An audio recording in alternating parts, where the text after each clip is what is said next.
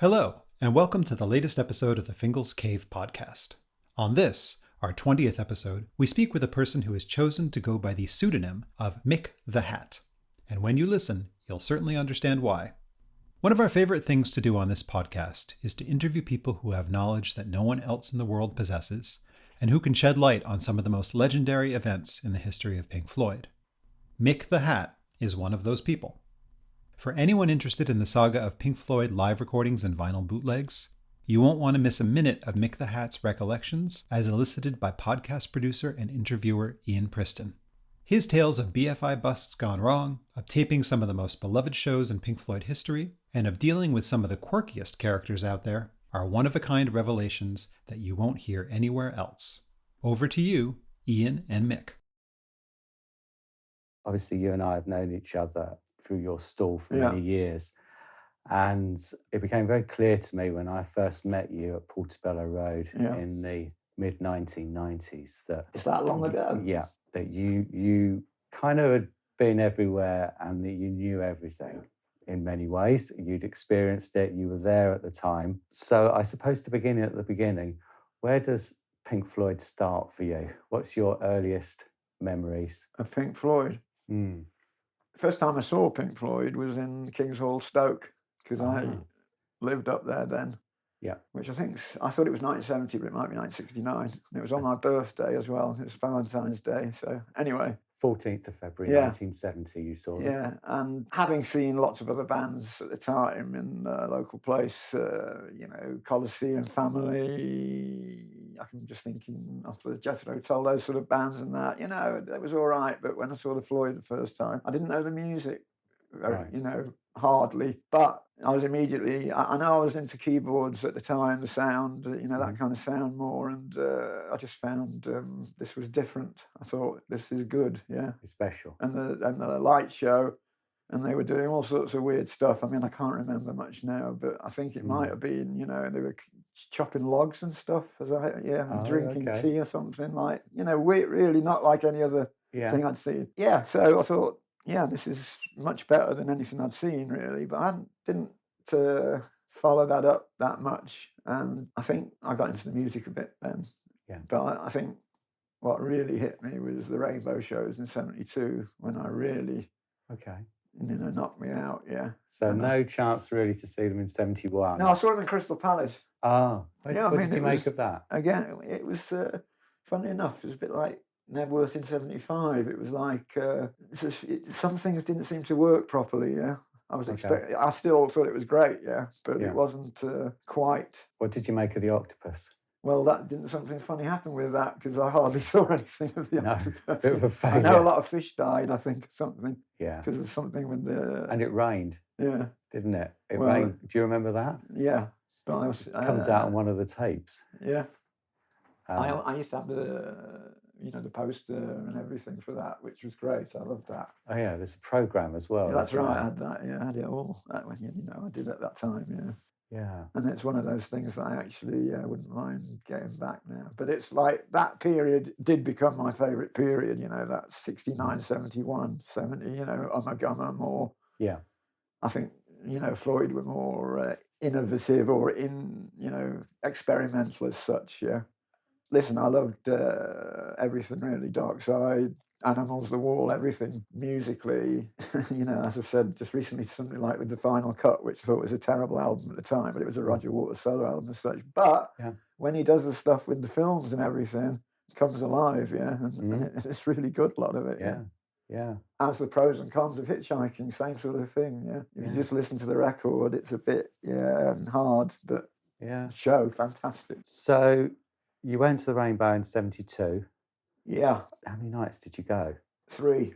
I was at college at Reading then, Yeah. And I couldn't get I remember trying to get tickets straight away when I heard they were playing, and couldn't. It was sold out really quickly, I remember the tour 72, the dates and everything, but Rainbow, couldn't get tickets. But I used to go up to London once a week or something, because it's a quick train ride from Reading then, So I went up probably a couple of weeks later, and I don't know whether I was up near the Rainbow, but I went to the Rainbow, and just by chance, I thought, well, I'll check out if they've got anything sent back or something. I went there, and said, have you got anything for the Floyd shows? He goes, you're really lucky, We've just, had tickets for 3 nights sent back, and they were really good seats as well, right in the stalls. You're in the stalls near the front. Yeah. So, of course, and I didn't have much money at that. I spent my grants and everything, but, I made sure I bought them all because the tickets there, I'm saying they didn't cost much, but money was different. But they went to something like 75 pence or something in those days. Yeah. And that Rainbow, particularly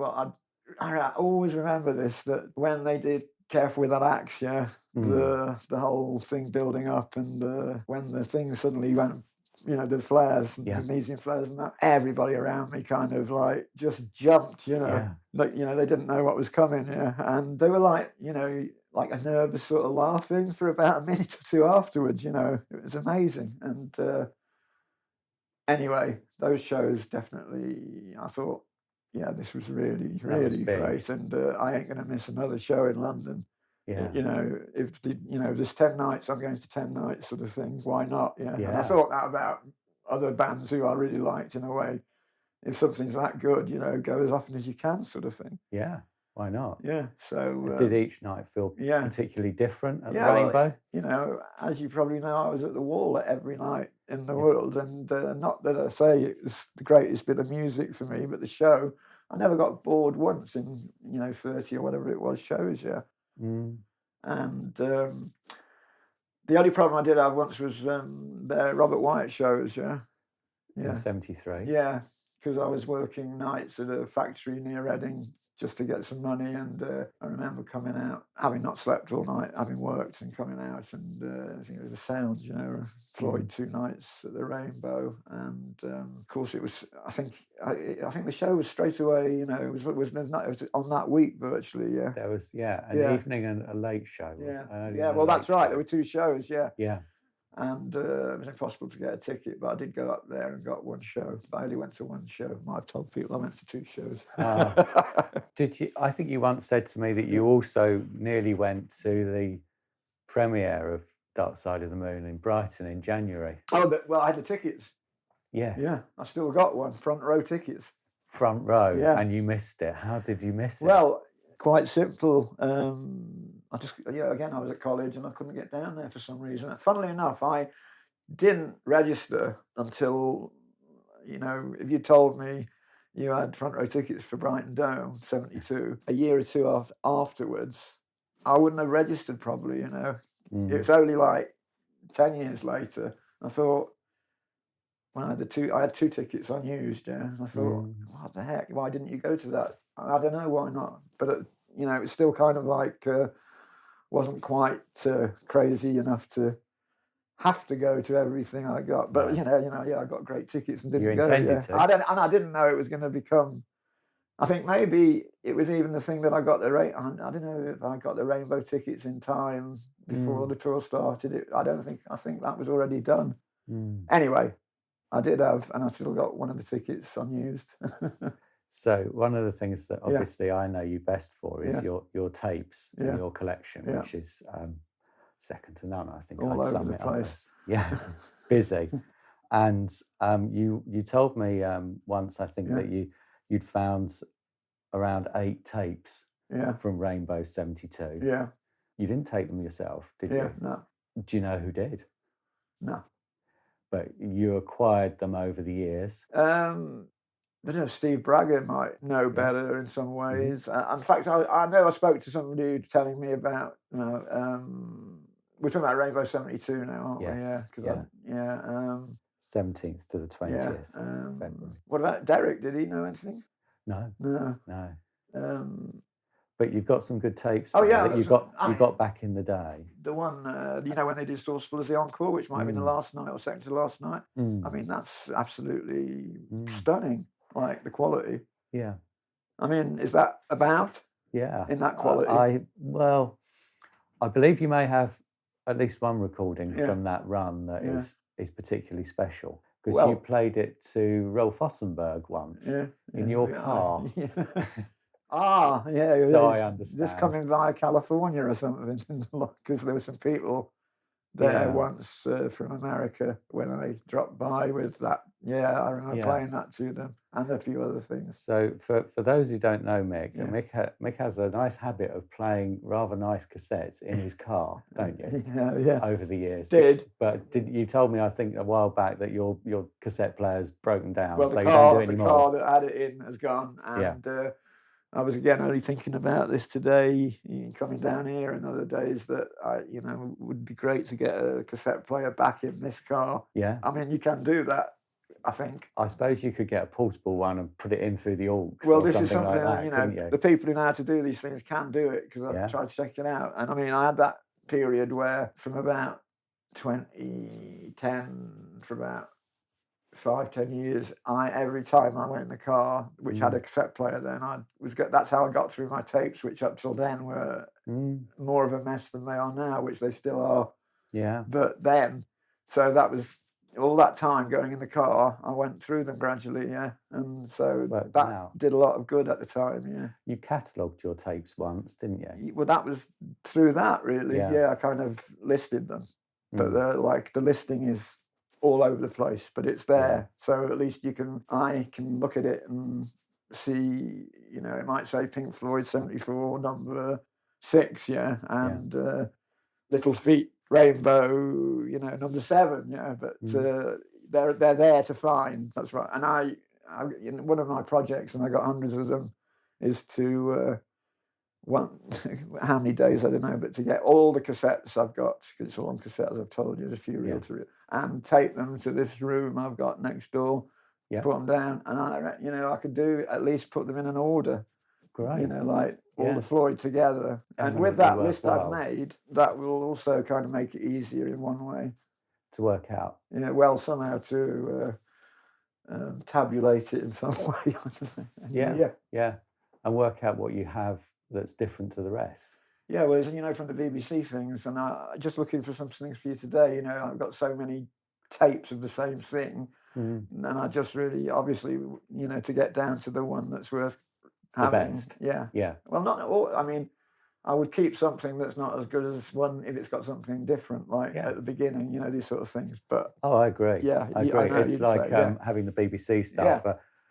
First broadcast of 70 or 71 is not going to sound as good as 71 played by John Peel in stereo in 77, but I'd have it just for the context. Sure. It's invaluable, obviously. So we've skipped forward right the way through to 72 and 73 here. So a question that I've always been curious about, I don't think I've ever asked you, is do you have any very early shows on tape? From 67, you From mean? 67, or do you know of any that used to do the rounds that have disappeared? I mean, obviously I've got some, but you've got I presume they're about, You got Copenhagen and Rotterdam, I assume, from 67. Yeah. Were there ever any others? Were there ever, casting your mind back, did anybody ever have a Hendrix show or anything like that? Well, of course, they've got the Hendrix Stockholm now. Yeah. Because of, that show they did there, Yeah. Which I went to, But nobody recorded Pink Floyd on that winter tour with Hendrix in the UK anywhere. Not that I can remember. So I've heard a couple of rumours. I've heard a rumour that there might be a Blackpool recording. Yeah. I used to have a flyer for the Brighton Dome one. Somebody played to me, but you might have this now. I mean, they played this about a month or two ago. A sort of segment of obviously from 66 or 67 time that I hadn't heard before. They brought an album out, didn't they, from just like a 2-track Nick's what was it called? Nick's Boogie was one. Yeah, and another track. Well, it wasn't those things, but it was from that kind of era, and it was like about, I don't know, 10 minutes, and I don't know where that was from, but I would have thought you might have it, I don't know, Yeah, you don't know if it was a studio thing or a live thing. No, it was live. Live? Yeah, well, hang on, I suppose it could have been a bash in the studio as well, but I can find out where it's from. Yeah. Is that somebody who came and said hello at your stall or something like that? No, it's an old friend, I was, at their place, and they just sort of, were very proud that they've got something I didn't have. So and they played this thing, and it was really, it was perfect quality, of course, I think whatever who worked there then, something, I don't know, but... definitely like to hear more about that. So it wasn't from a pice of vinyl or anything like that, it was from a tape. What about, Spencer, he's a mate of yours, I mean, I thought he might have it. Okay. I don't know. Yeah. I've got most things that. Yeah, well, that's what I thought. Anyway, I'll find out. But that would be interesting. But 67. Yeah. I can't really think of. I mean, actually, a lot of stuff's come out for these sort of things like Nick's Booty and all these things that weren't around even when I started collecting. No, stuff still comes out of the woodwork now, which is very pleasing, obviously. And of course the. Film things which were like the San Francisco, which was terrible when I first got it. Went to see the film and it was, really good. Things like that. They all come out the woodwork. Well, people used to go and sit at the British Film Institute. That's what we did. Did you sit there? As I've told you, go with Bernie and Derek. We used to hire the film out. Like San Francisco, the committee. Yeah, which nobody had ever heard it. Nobody. So we and Tonight Let's Make Love in London, which had been out for a bit, but and we hired them out and had the whole theatre in Soho, I think it was. Nice. Yeah, and just just to the three of you? Yeah, pretty much. Yeah, I think it was. Yeah, of course they said you shouldn't tape it. Yeah, and of course we did. Somebody did. Yes. But, absolutely, I remember the committee particularly, was a real surprise for me, because I did have, as I say, San Francisco had just about come out somewhere in a terrible quality, but I didn't have a clue what was on the committee. Nobody did, No. And so to see that the first time, and all that soundtrack's fascinating, isn't it? Yeah. Well, that rising keyboard sound. It's a bit sort of reminding me a bit of Dark Side that they took on Tour 72 with Malcolm Muggeridge, and it builds up. It's kind of that way. Yeah. Some stunning music on that, and of course when Pink Floyd put it on their box set in 2016. All they had was the soundtrack to the film, wasn't it? Yeah. Somebody needs to find some reels for that. Somebody come out with all the stuff from Moore at one time. Somebody was offering it, weren't they? Cambridge, I think it was actually. A woman had sort of, which again to me would have been really interesting. Yeah. But it came and went sort of thing. Yeah, these things, they sort of appear and then people get the frightness on, don't they? Or perhaps Pink Floyd step in and buy it themselves or something. Funnily enough, this concert in the Rainbow, I always wonder, nobody ever speaks about, the War on Want concert in October 72, which was really good as well as I remember, But it kind of seems to have got lost in the... It does actually, doesn't it? Was that... Because, of course, October, Earls Court 73, which we all rave about, and Rainbow 72, and that was in between, but it was really good. Yeah. So 1973. Yeah. You once told me that you had a recording from the front row. Earls Court 1973. I said I was sitting on the front row. You were sitting there. The front row. You don't have a recording from the front row. I don't know. I've got recordings, but I don't know if they're from the front row. Oh, I might have misremembered that. But you were sat in the front row. Yeah, second night. How was that? Fantastic. Wow. Fantastic. Yeah. As I've said, to me, that was the best gig I ever saw. Okay. Were you in the centre or to the side? Pretty much to the centre, I think. I should check the ticket. How did you get such good tickets? Were you just on it quick? I haven't got a clue. Can't remember. Because I didn't, the first night, I was sort of not a great ticket, actually. It was sort of a bit up on the sides, right near the back. But, the sound was absolutely fantastic. Yeah. And, of course, that the Faces, I think it was, and Bowie. Earls Court was a new rock venue then. Yeah. Nobody had ever played 18,000. That was, huge for them. Yeah. Wembley Arena, 8,000 was the biggest gig up till then. So they opened that as a rock venue in 73, and those two played it, and it got terrible reviews because the sound was absolutely awful in this huge sort of cavernous place. I couldn't fill it. And then the Floyd came there and did 2 nights, and it was perfect. That's how to do it. Yeah. They nailed it. Yeah, having the 2 tickets, the one quite near, on the side, sort of quite far back. Yeah. You get their sound, which was fantastic. Sitting at the front, you just get it off the stage more, and actually you lose quite a lot in that way, but you gain other things, So, and I always remember this guy, never told you about the encore with One of These Days, which I think was that second night when this huge guy sort of came charging to the front. Yeah, No, yeah, you and haven't just told me about started, that. bopping around. Yeah, Yeah. and I mean, you hardly had any sort of security in those days, but there was a few people, went to stop him. And I remember Gilmore with his guitar sort of trying to go for one of them and say, leave him alone sort of thing. Let him be, yeah. Oh. Yeah. What, sort of swiping him with the Yeah, neck that's of his what I remember, guitar? yeah. And there was also a really good one. There was a guy, I don't know, literally, it must have been in the aisle. And I mean, yeah, like, it must have been in the second row or something. Yeah, there was a guy across on the next thing, and he had his trousers around his ankles. And he Okay. was barking like a dog, yeah. This is just before the show. I think he'd taken some acid, yeah. Right. And nobody did a thing, kind of thing. Can you imagine? Just wait for him to come down. Yeah, in this day and age, they'd be carting him out, and poor Yep. guy, you would never, you never see him again. That would be right. He'd be Yeah. a month inside for that, wouldn't he? Well, I remember coming out from the interval from that second show, kind of completely blitzed, and then going back to the Dark Side, which I don't really talk about much compared to the first set, which the numbers in the first set, acts, controls, all those things which you love, obscured by clouds, echoes. But the Dark Side was just sort of, they just released it properly then, yeah. And that show again, the Dark Side was blew my mind. That's what I would say. Did you prefer the 72 Dark Side to the 73 one? Yeah, actually, yeah. Yeah. Yeah. I just said that to somebody the other day. Yeah. Yeah. But I don't know whether that's because it's sort of almost more, you don't hear it so much. It's more different. Yeah. Yeah. And it's like the Dark Side, and like all the albums since, you know them so well.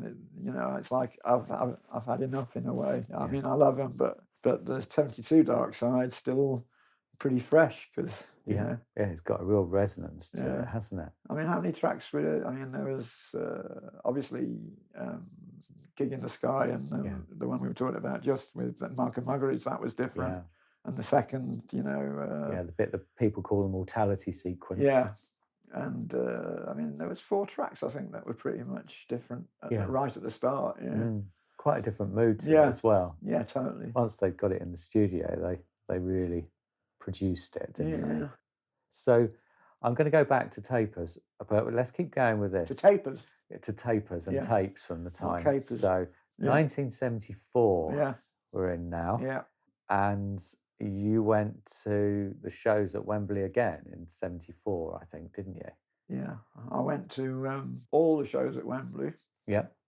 I went to November. Palace Theatre in Manchester. Yeah. I went to Bristol Hippodrome. Yeah. I think one night, the last night, I think, and I went to Trentham Gardens because I used to live virtually. I'm going to tell you a really weird story. I'd like to hear about Trentham Gardens, and I think everybody would be interested to hear about that. Well, tell me the story of Trentham Gardens. Well, I'll tell you something. This is, a bit away from the. I'll tell you the whole story anyhow about it. But yes, please. I used to live up there, right? We were in London. I was born in London, but we moved up quite early in my life, and lived in a place called Newcastle under Lyme, as opposed to on time, which was part of Stoke, and that was Trentham Gardens was literally 2 miles down the road, And we used to go.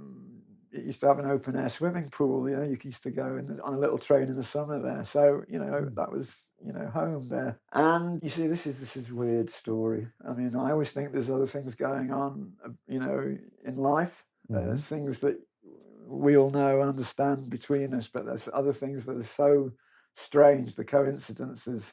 Yeah. So my parents were. We had their family disappeared in the war. They were from East Europe, and they weren't. I don't think. I mean, they weren't Jewish religious-wise. I mean, my father was a total atheist in any way. He was not into religion at all. But there must have been some connection. The fact that they got out. They were from Vienna, and they got out of Austria, which was very sort of fascist at the time. And in this town, Newcastle, right, there's a little road coming out of the town where there's one little shop at the end of a terraced street of terraced houses. And this shop used to be run by a little Polish woman called Sweetie. And because she called everybody Sweetie. Anyway, So my parents used to go quite often there because it was like the sort of food they were used to, you know. So this shop at the end of the street was like, you know, so well known to us, etc. So Polish shop, as we called it, closed as I left, and I, you know, left Newcastle when I grew up, sort of thing. And in the early 70s, a couple took over this shop selling sort of headgear and stuff. Yeah. And I used to go out with this girl there was a school opposite the shop as well from that school. And I came back to the area in the summer and we go to quite a lot of parties. And there was this guy called Dave at the parties with his girlfriend Sue, who was a friend of my girlfriend, sort of thing. And they were the couple who had this shop, right? Uh-huh. And what happened? Dave, right, happened to be, according to the BPI, the biggest bootlegger in Britain. Wow. You know, they were so after this guy, yeah. They'd actually sent 8 guys from RCA, went up in 72 to a Bowie concert in the Victoria Hall, Hanley, just to get this guy, yeah, because he used to tape a lot of the shows then in the Victoria Hall, yeah. And he did a little cassette, like Pig Truckers, I think they were called. And Bowie had never had an interval in his show at the time, but they had an interval for that show to bust this guy Dave, yeah. Right. And they'd somehow managed to get these tickets either side of him, these guys from RCA. So at the interval, he'd been taping the show. Yeah. Suddenly, you know, he said before, you know, he thought something was going on. He sussed it. He was a really together guy, Dave. Yeah. And he said there was a strange looking beatnik guy trying to look like a beatnik next to me. And anyhow, the guy suddenly, you know, this interval, we're from RCA, blah, blah, blah, blah, or BPR, I'm not sure. And we want your tape, yeah. And he tried to throw his tape apparently across to his mates or something like that. They got the tape and they all went to this little room in the interval where there was 8 guys from RCA, a policeman and something. And, you know, the police guy said, so what's this all about? Yeah. And they said, well, he's been taping this thing. And the police guy said, what, this whole thing is for him taping this show? You got to be joking, yeah. And he went off, yeah. He was there really for Dave's sort of benefit. Yeah. And the whole thing ended, you know, RCA got nothing out of it. Oh, brilliant. Yeah, I mean, rescued by the police. Yeah, yeah. And he went back and sat in these things, did the second set. He didn't tape it anymore, fair enough, but that's, anyway, so that's so that's 1972. So come to 1974, Dave lives up in Newcastle, 2 miles from Trentham Gardens. Right. And Floyd play Trentham Gardens, and Roy Carr, you know, that writes this article about UK Tour 74 in NME, yes. That there's, everyone thinks this is the new Pink Floyd album. Follow up to Dark Side of the Moon, you know, there's a Raven and Drooling, Gotta Be Crazy Shine on it. And it sold 150,000 copies already. Yeah, well, you can imagine, you know, 150,000 copies is a lot of copies even. And when the Floyd saw that, they freaked out, yeah? Yeah. And, of course, the real amount was about 3,000, 4,000, yeah, at that time. So, yeah, the BPI then asked the Floyd, yeah? They got a tape, or they got a copy of UK Tour 74, gave it to the Floyd, said, have you got any idea what concert this would be? And the Floyd said, yeah, it's Trentham Gardens. We had a key change on that gig, yeah. So Trentham Gardens, 2 miles from Newcastle. Dave Hogg's got a shop down the road. Must be him. Yeah, that's what I think. Yeah.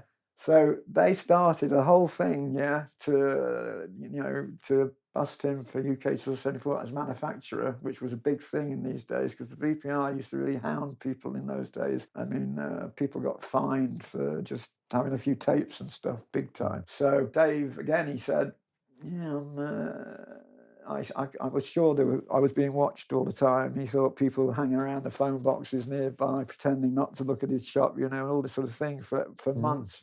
And it came out that, yeah, they had private investigators watching all the time. And they were waiting for a case which was called an Anton Pillar Order, it was called, which was an industrial case to do with copyright. Nothing to do with music. But the minute this Anton Pillar Order was granted in an industrial case, it meant they could do him for manufacture, which they couldn't before quite. That's anyhow. So they got the call that this thing had been passed in some other court. Straight at his door one morning, banged on the door, said, you know, we're from the BPI. We want to come in and search your place, yeah. And he was really good again. He said, sorry, you're not coming in until my solicitor's here. Slammed the door in the face. He hadn't got a clue that it was Tour 74 they were after, but he thought he was getting done for his tape things, you know. So in the time they were waiting outside for his solicitor, he was kind of burning all his stuff, and it was in a smokeless zone, and all this stuff was flying out of his chimney. All these sort of cassettes. It must have been like a crematorium. Yeah. All going up in smoke. Yeah, the thing is, he also had, I didn't realise either, that he had a lot, he was importing a lot of stuff from America already, trademark quality, corniphone stuff, he had a lot there, I didn't realise. So, basically, after he'd burnt all his cassette paperwork and stuff through the his solicitor arrived, they came in, said, we're here to do for manufacture of UK Tour 74, blah, blah, blah, blah. And he looked at it and said, what are you talking about? I've got nothing to do with it, etc. And they knew in 5 minutes they'd cocked up totally, and it was he said in the end they just went to the local pub for dinner in the end, quite amiably. Yeah. Of course, they took all his albums and stuff and what was left of his cassettes, and he and there's a lot of other stuff going on with people had kind of spoken about him, that they'd busted in Liverpool and places, and he'd got records, I think, to do with VAT receipts, which was a bit stupid of him in ways, in terms that they could see that he'd been shifting a lot of stuff. Yeah. He could have just said he was doing normal releases. He sounds like he was trying to almost do it by the books. Yeah. And anyway, the reason I'm bringing all that up is he did get kind of done and fined quite heavily, but nothing to what it being a manufacture thing, which is what they really wanted, So what I kind of think so incredible is that, this connection. Oh, and the other thing, of course, was I was at Trentham Gardens, right? You were at the concert? Yeah. Did you see him there? No. No? Well, no, he was there, but I didn't really know him that well then. I mean, like I say, I only knew from the parties. I knew Dave, but I didn't know him then. But the thing that was really strange again was, I don't know how much Derek's told you about Tour 74 at all. Who the taper. Yeah, right. Well, he mentions that a little bit. In Well, his the interview. taper. A chap who lives in France. Yeah, right. Well, and again at that time, I just about knew Derek and him, but not much. I mean, I knew about the shop and that, and I knew, but I hadn't yet. Probably 2 years later, he was my biggest partner in that business. The guy in France. The two of us. So what I'm saying so weird is the fact that he was there at the show taping it. Yeah. I was there at the show singing. Dave was sort of in that shop, with the Polish thing that earlier in my life, all in this town in the middle of this. What a connection, it's so weird. It is strange, isn't it? And I believe those tapes survived. Those tapes that are on and that used for that vinyl. Yeah. And have you heard them? No, I've got them. You've got them? Yeah. The only thing I stupidly didn't do at the time, I could have had the reel-to-reel, but it doesn't really matter because I've got the original cassette, Okay. He offered me the reel-to-reel at the time when he was moving, and so that was used to manufacture it, sort of thing. Oh, I see. Yeah, but the concert was recorded on cassette. Yeah. Oh, that's better than the reel in that case, isn't it? So it doesn't really matter. Yeah. There was this thing. I mean, I still thought it was a bit stupid to make Trentham Gardens because I don't think. There was this thing that Floyd, you remember Wembley 74? I guess maybe you've read about it. When I thought Wembley 74 was fantastic, especially the first set. Yeah. All the new numbers, I loved it. But it got really slated in the NME, particularly. Nick Kent, I think it was, wrote this whole slagging off article about Dave Gilmour's hair not being washed and all sorts of rubbish, But it was kind of deemed, even the Floyd said it, that they, after the London shows, they went up north, to do the rest of the tour, places up north a lot, and that it was a much better set then, much tighter, all this. But I think Wembley, especially if you listen to the tapes, but although that doesn't always prove to be how it was on the night, some tapes sound better than it was when you were there on the night. Yeah. It's all part of the luck, isn't it? Yes. But nevertheless, these shows after Wembley were deemed to be better, and that's why he did Trentham Gardens as opposed to Wembley, which were all taped as well, segments of them anyway. By the same guy? Yeah. Oh, and have those tapes survived? Yeah. And I guess I know who's got them. But, I'm not... I'll tell you something else about that. Funnily enough, I was listening to one a while ago, and I could also hear some other friend who I haven't seen for years now, but who was obviously helping this guy doing it, because he had stereo mics certainly for the Wembley show. I mean, were they holding them a mic each or something like that to get hold one on one side, and he had the other, I think, at Wembley, Oh, because I tried to do that at Earls Court for Genesis a year or two later, and it was a pain, especially actually when you've got a seat near the front. It's really hard not to be seen if you start doing cables trailing and all. But no, I just wanted to say about tapes and that, like there's this thing. I mean, you're a yeast colour, aren't you? Are you? I was, yeah. You get this thing about people, keeping stuff back and this sort of thing. Blah blah blah. But what these people kind of don't realise is that several things, right? A lot of them have got jobs doing God knows what, earning whatever.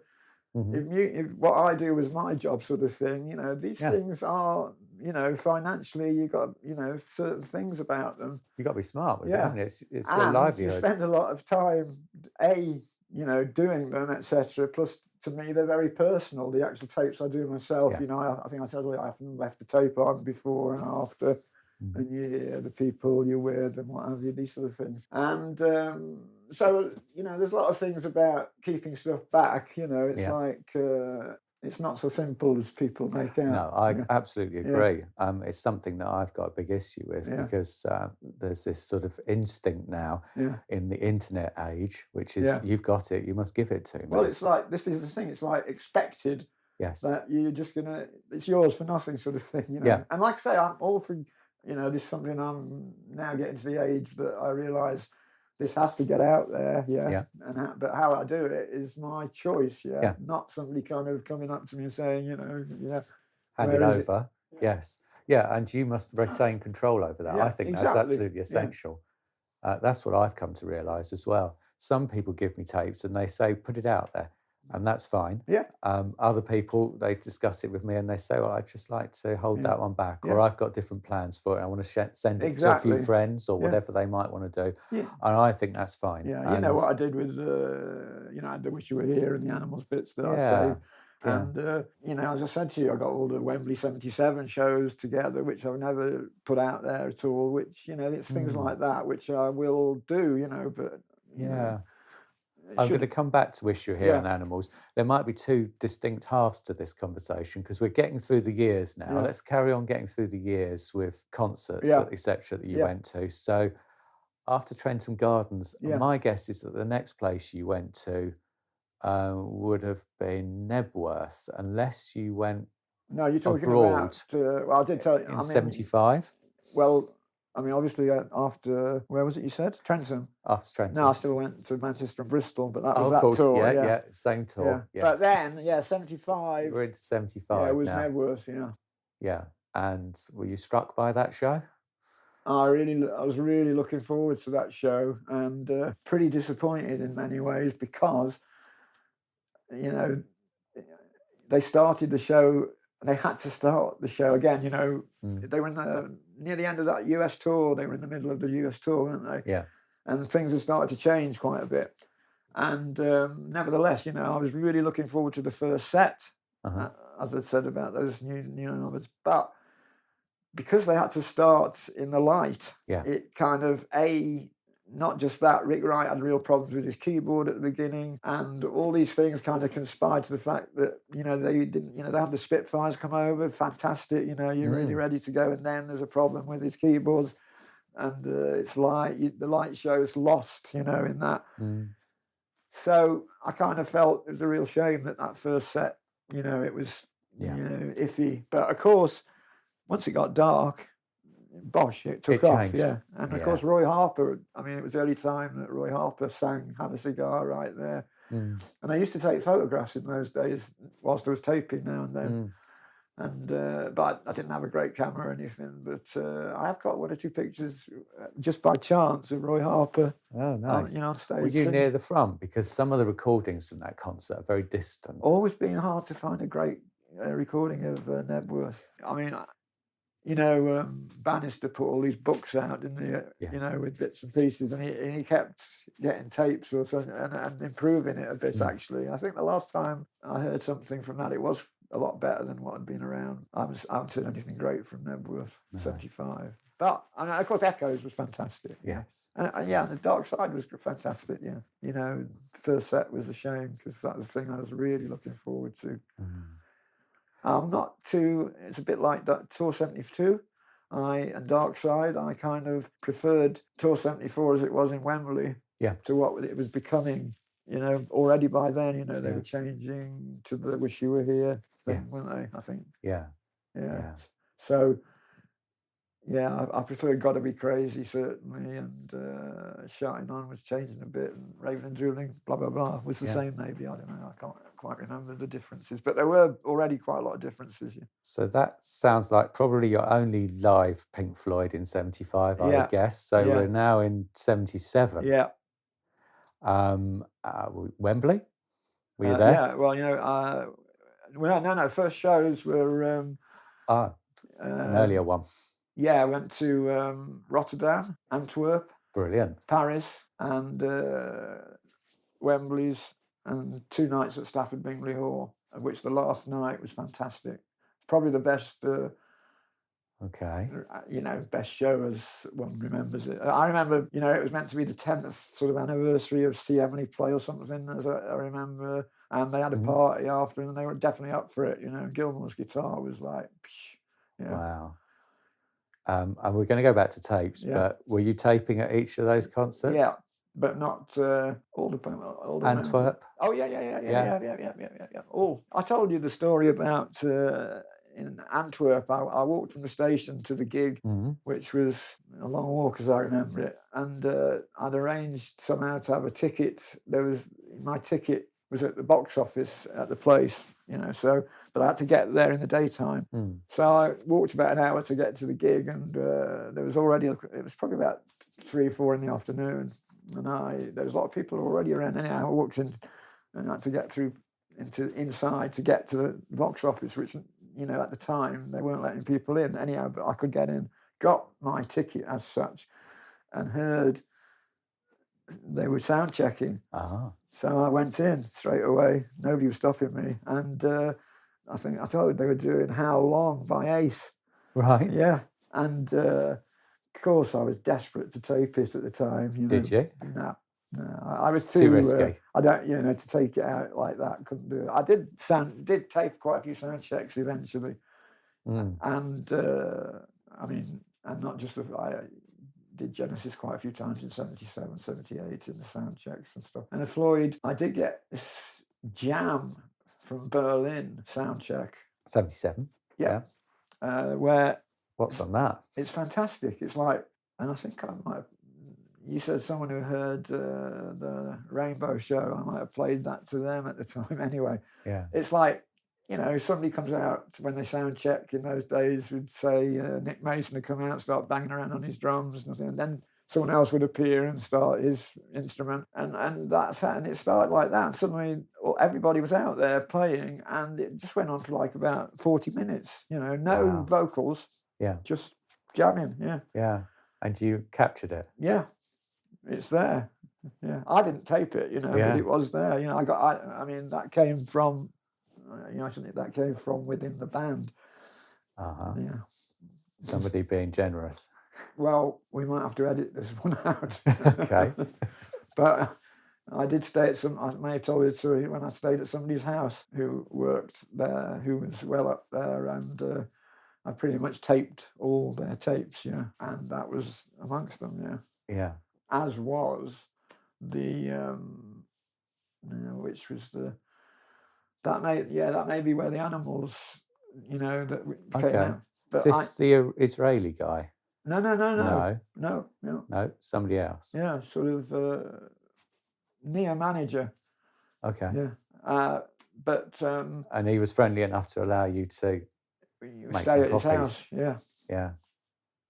Oh, I had a very good contact from the days of Bingley Hall. 77.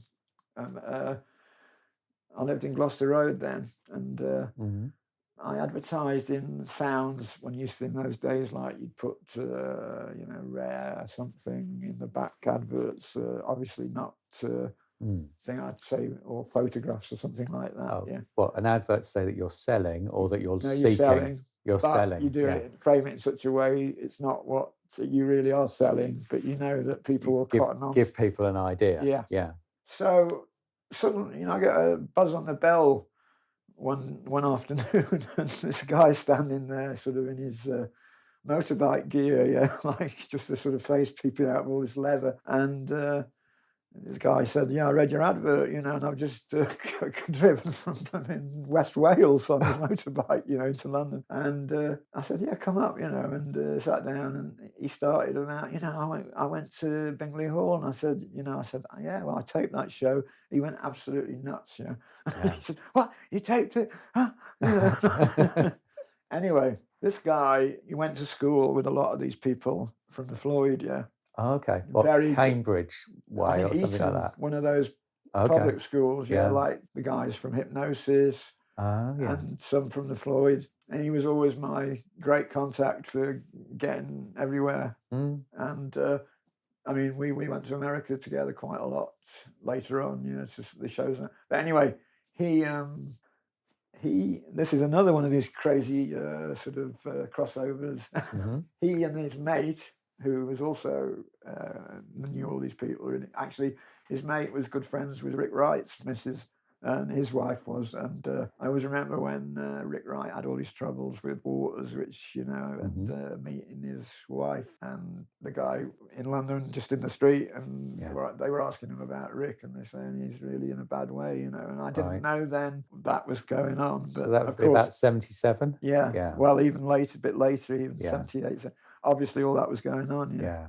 So now getting back to where were we? Was the tapes.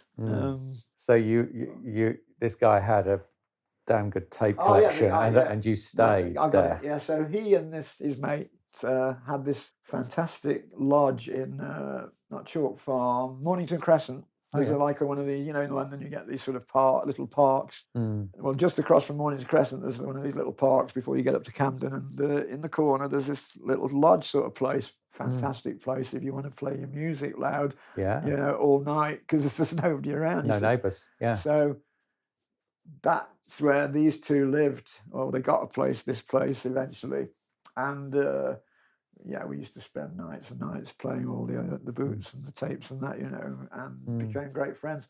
Nick Mason ended up living in this place later on when his wife kicked him out at one point, I think. Yeah. Right. Because of something.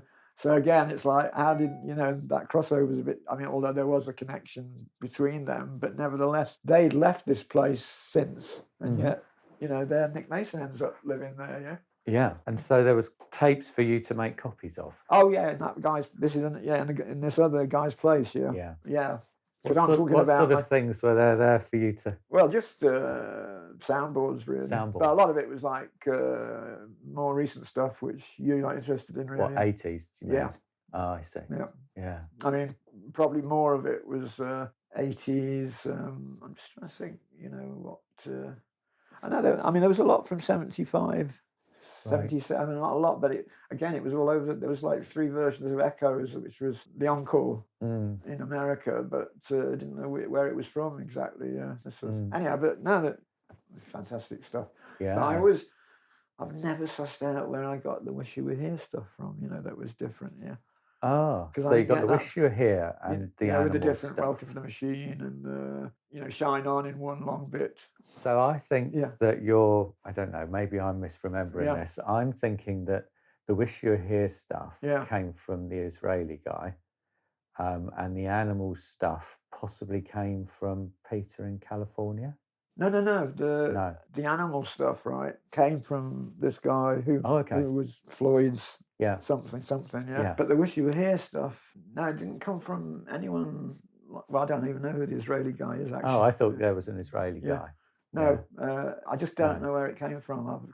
I've got a slight idea it's from a guy who got nothing to do with music generally. Oh. May have been a roadie for a while. Yeah. I just remember having it and being so pleased with it, and I was just at Portobello Road, not selling, but I was just up there wholesaling, I think, and I spoke to somebody, and there was this guy from Spain, I think it was, and I was talking about him, Floyd, and I had the tape in the car, and I said, "Hey, I want to play you something." Yeah. Yeah. And I took this guy, and played him this totally different Wish You Were Here stuff, and he Yeah. completely blew his head off. Yeah, which he was a lucky guy because he was the only guy who ever heard that stuff for years. Yeah. Another name I've heard associated with it all is Aubrey Powell. Is that? Well, he's one of those guys who's a friend of Yeah. the mate I met, the all part of motorbike that, guy. all part of that network. Yeah, but he was a bit. Did you get to know him? When they had this thing in the V&A a bit ago, and he was in touch about putting stuff in there and that, and it didn't work out as such, but. A friend of mine asked me later, "Is there any special showing or something? Just this first, is there a special thing going on at the V&A with all before the normal thing?" Yeah, and I said, "I haven't got a clue. It doesn't mean, but I'll just ask the guy if he knows because Poe was sort of organising a lot of that." Yeah, so I just asked him about that, but I think he kind of got it completely wrong. He thought I was hassling him for getting people into the first showing or something, which it was nothing to do with that, and got really funny about it. Yeah, and I said, it's nothing to do with that. No. Blah blah blah. But anyhow, yeah, he's part, and the other guy who died from hypnosis was sort of in the Storm Thorpe. Yeah. But Yeah. I still never know where that Wish You Were Here stuff really, unless it came from this one guy. I'm thinking possibly. Yeah. And there was also, I chased this for years. This. Tape of Maple Leaf Gardens 73 Toronto, because I loved that show. It's one of the first probably coming from that tour that was pretty good. Yeah. And so that was a soundboard, was it? It wasn't a sound. Well, this is the thing. It was an audience tape, but it was bloody good. Yeah, you got down to the guys who did it, and I heard from that this roadie, he ran Better Badges, I think it was called. I think it was called Jolly. He had the soundboard of the show. Right. So he worked for them at the time, or had worked as a road, like I said. So, as it took me ages to. I did find him quite quickly, but it took me ages to get him to get this tape. Yeah. But then, of course, it turned out that the tape was from Canada. It was 75. It was, funnily enough, Hamilton. Yes. So, which has got a great audience. Exactly, tape. And which I'd probably prefer the audience tape. It's that good. Yeah. The soundboard's kind of just it's a weird sound. Yeah. It's great, but it's like. Yeah. I'm going to go back to where we were in a minute, but while we were off on the subject of soundboards, so we've got Hamilton 75. Yeah. Anything from 77? What, soundboards? Yeah. Well, or open air mics. Yeah, they're usually, Berlin, aren't they?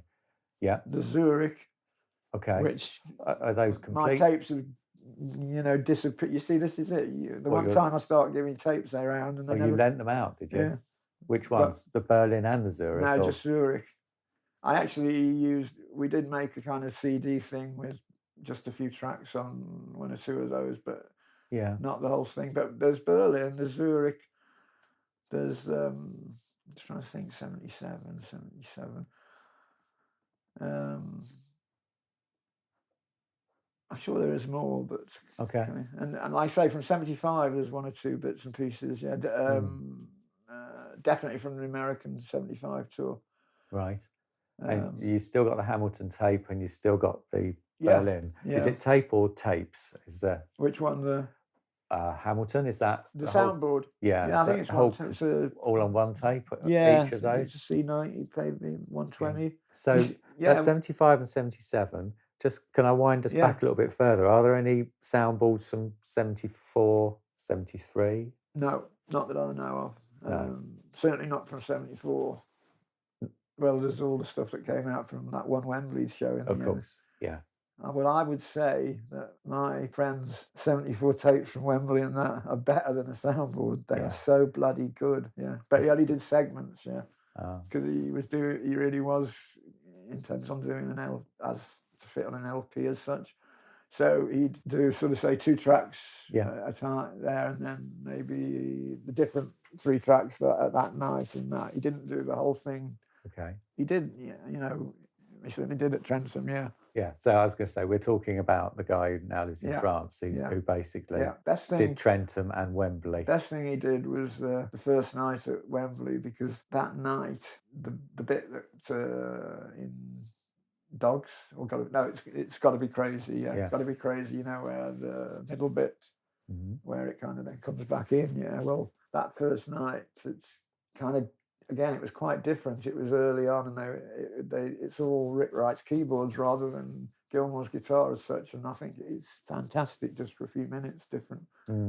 Okay, but so 73. I don't know of anything really, and obviously nothing earlier than that. No, but I did tell you the story of the Rainbow 72, obviously, didn't I? Before about the guy.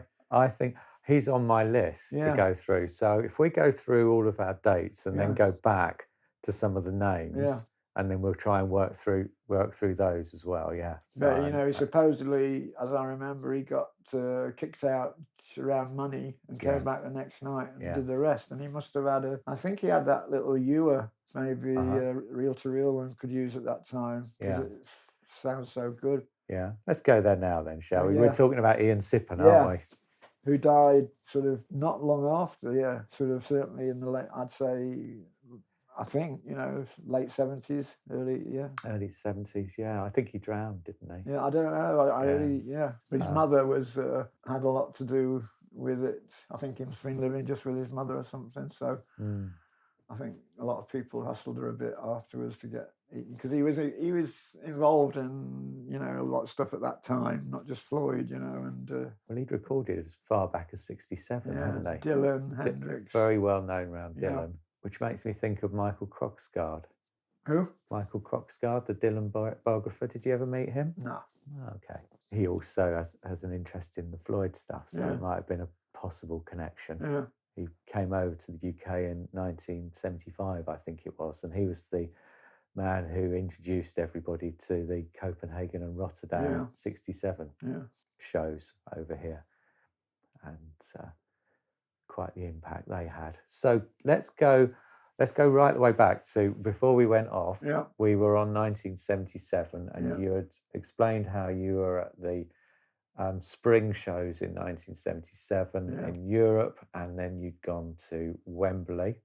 I've got a feeling you also went to America in 77. No, we were going to go to America, and we got in touch with Steve O'Rourke, and you know, it got really. We could have gone. I with the mate I'm talking about, who the motorbike guy. Isn't he? Oh yeah.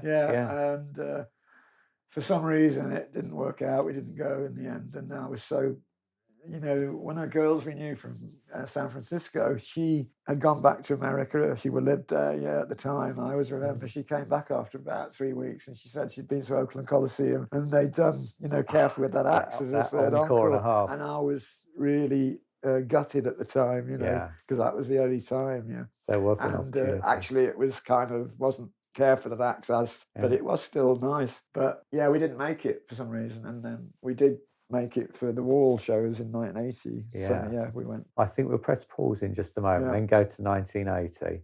One last thing from 77 that I think you mentioned was an Animals tape, an unusual Animals tape that involved some of it being played backwards. Yeah. Tell me about that. Well, it's on a reel. Okay. And that's all I can remember. Is it the whole LP? Or? Yeah, it's some. I can't. It's one of these weird things in those times. Something about it. What is it's that entire album recorded backwards, or as I remember it, parts of it? Yeah, I don't know what that would even sound like. I would have thought it would sound terrible. Yeah. I have got. You see, I didn't have many reel-to-reels, but I had one or two. I think it's possible. See, one of my reels, or two of them, were at Rolf's, with the other tapes, which I got back okay. And in the end, quite relatively recently still, but I never got the two reels back, which maybe one of those had that on. But I do have a thing at home, which could be it. I mean, you can have it, and check it out. Yes, please. It may not be anything, but it might could be be nothing it. special. Do you remember where you got it from?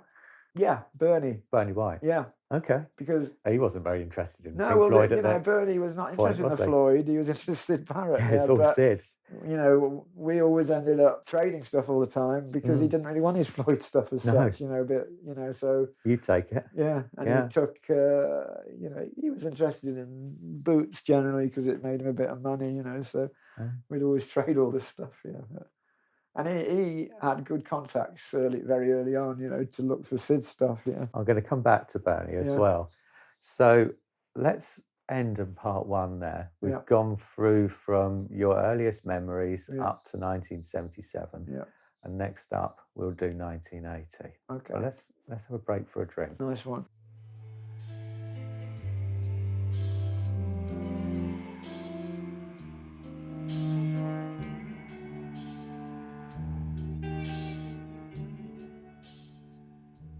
In the first part of this conversation, we, as I said, covered the years 67 through to 77.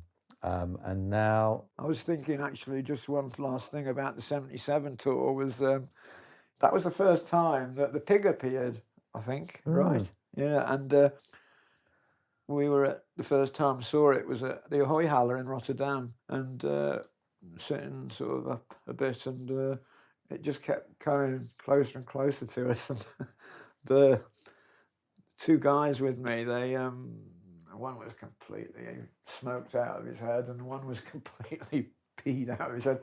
And they were all on whatever it was, and this Pig coming along completely sort of frazzled them, I think, because it was looking quite evil with the lights in its eye. And there was this goalkeeper at the time, or a bit before, from Liverpool called Tommy Lawrence. He used to be this bit fat sort of for a top goalkeeper. And they used to call him the Flying Pig, And the one guy, when this thing, he kept shouting, "It's Tommy Lawrence! It's Tommy Lawrence, the Flying Pig!" And I can hear it all on the tape. It's on your tape? Yeah. Oh, well, if anybody's got a tape with Tommy Lawrence on it, Mick taped it. Anyway, Okay, so we're into 1980 now. Yeah. And obviously, Pink Floyd's The Wall Yeah. is what 1980 is about.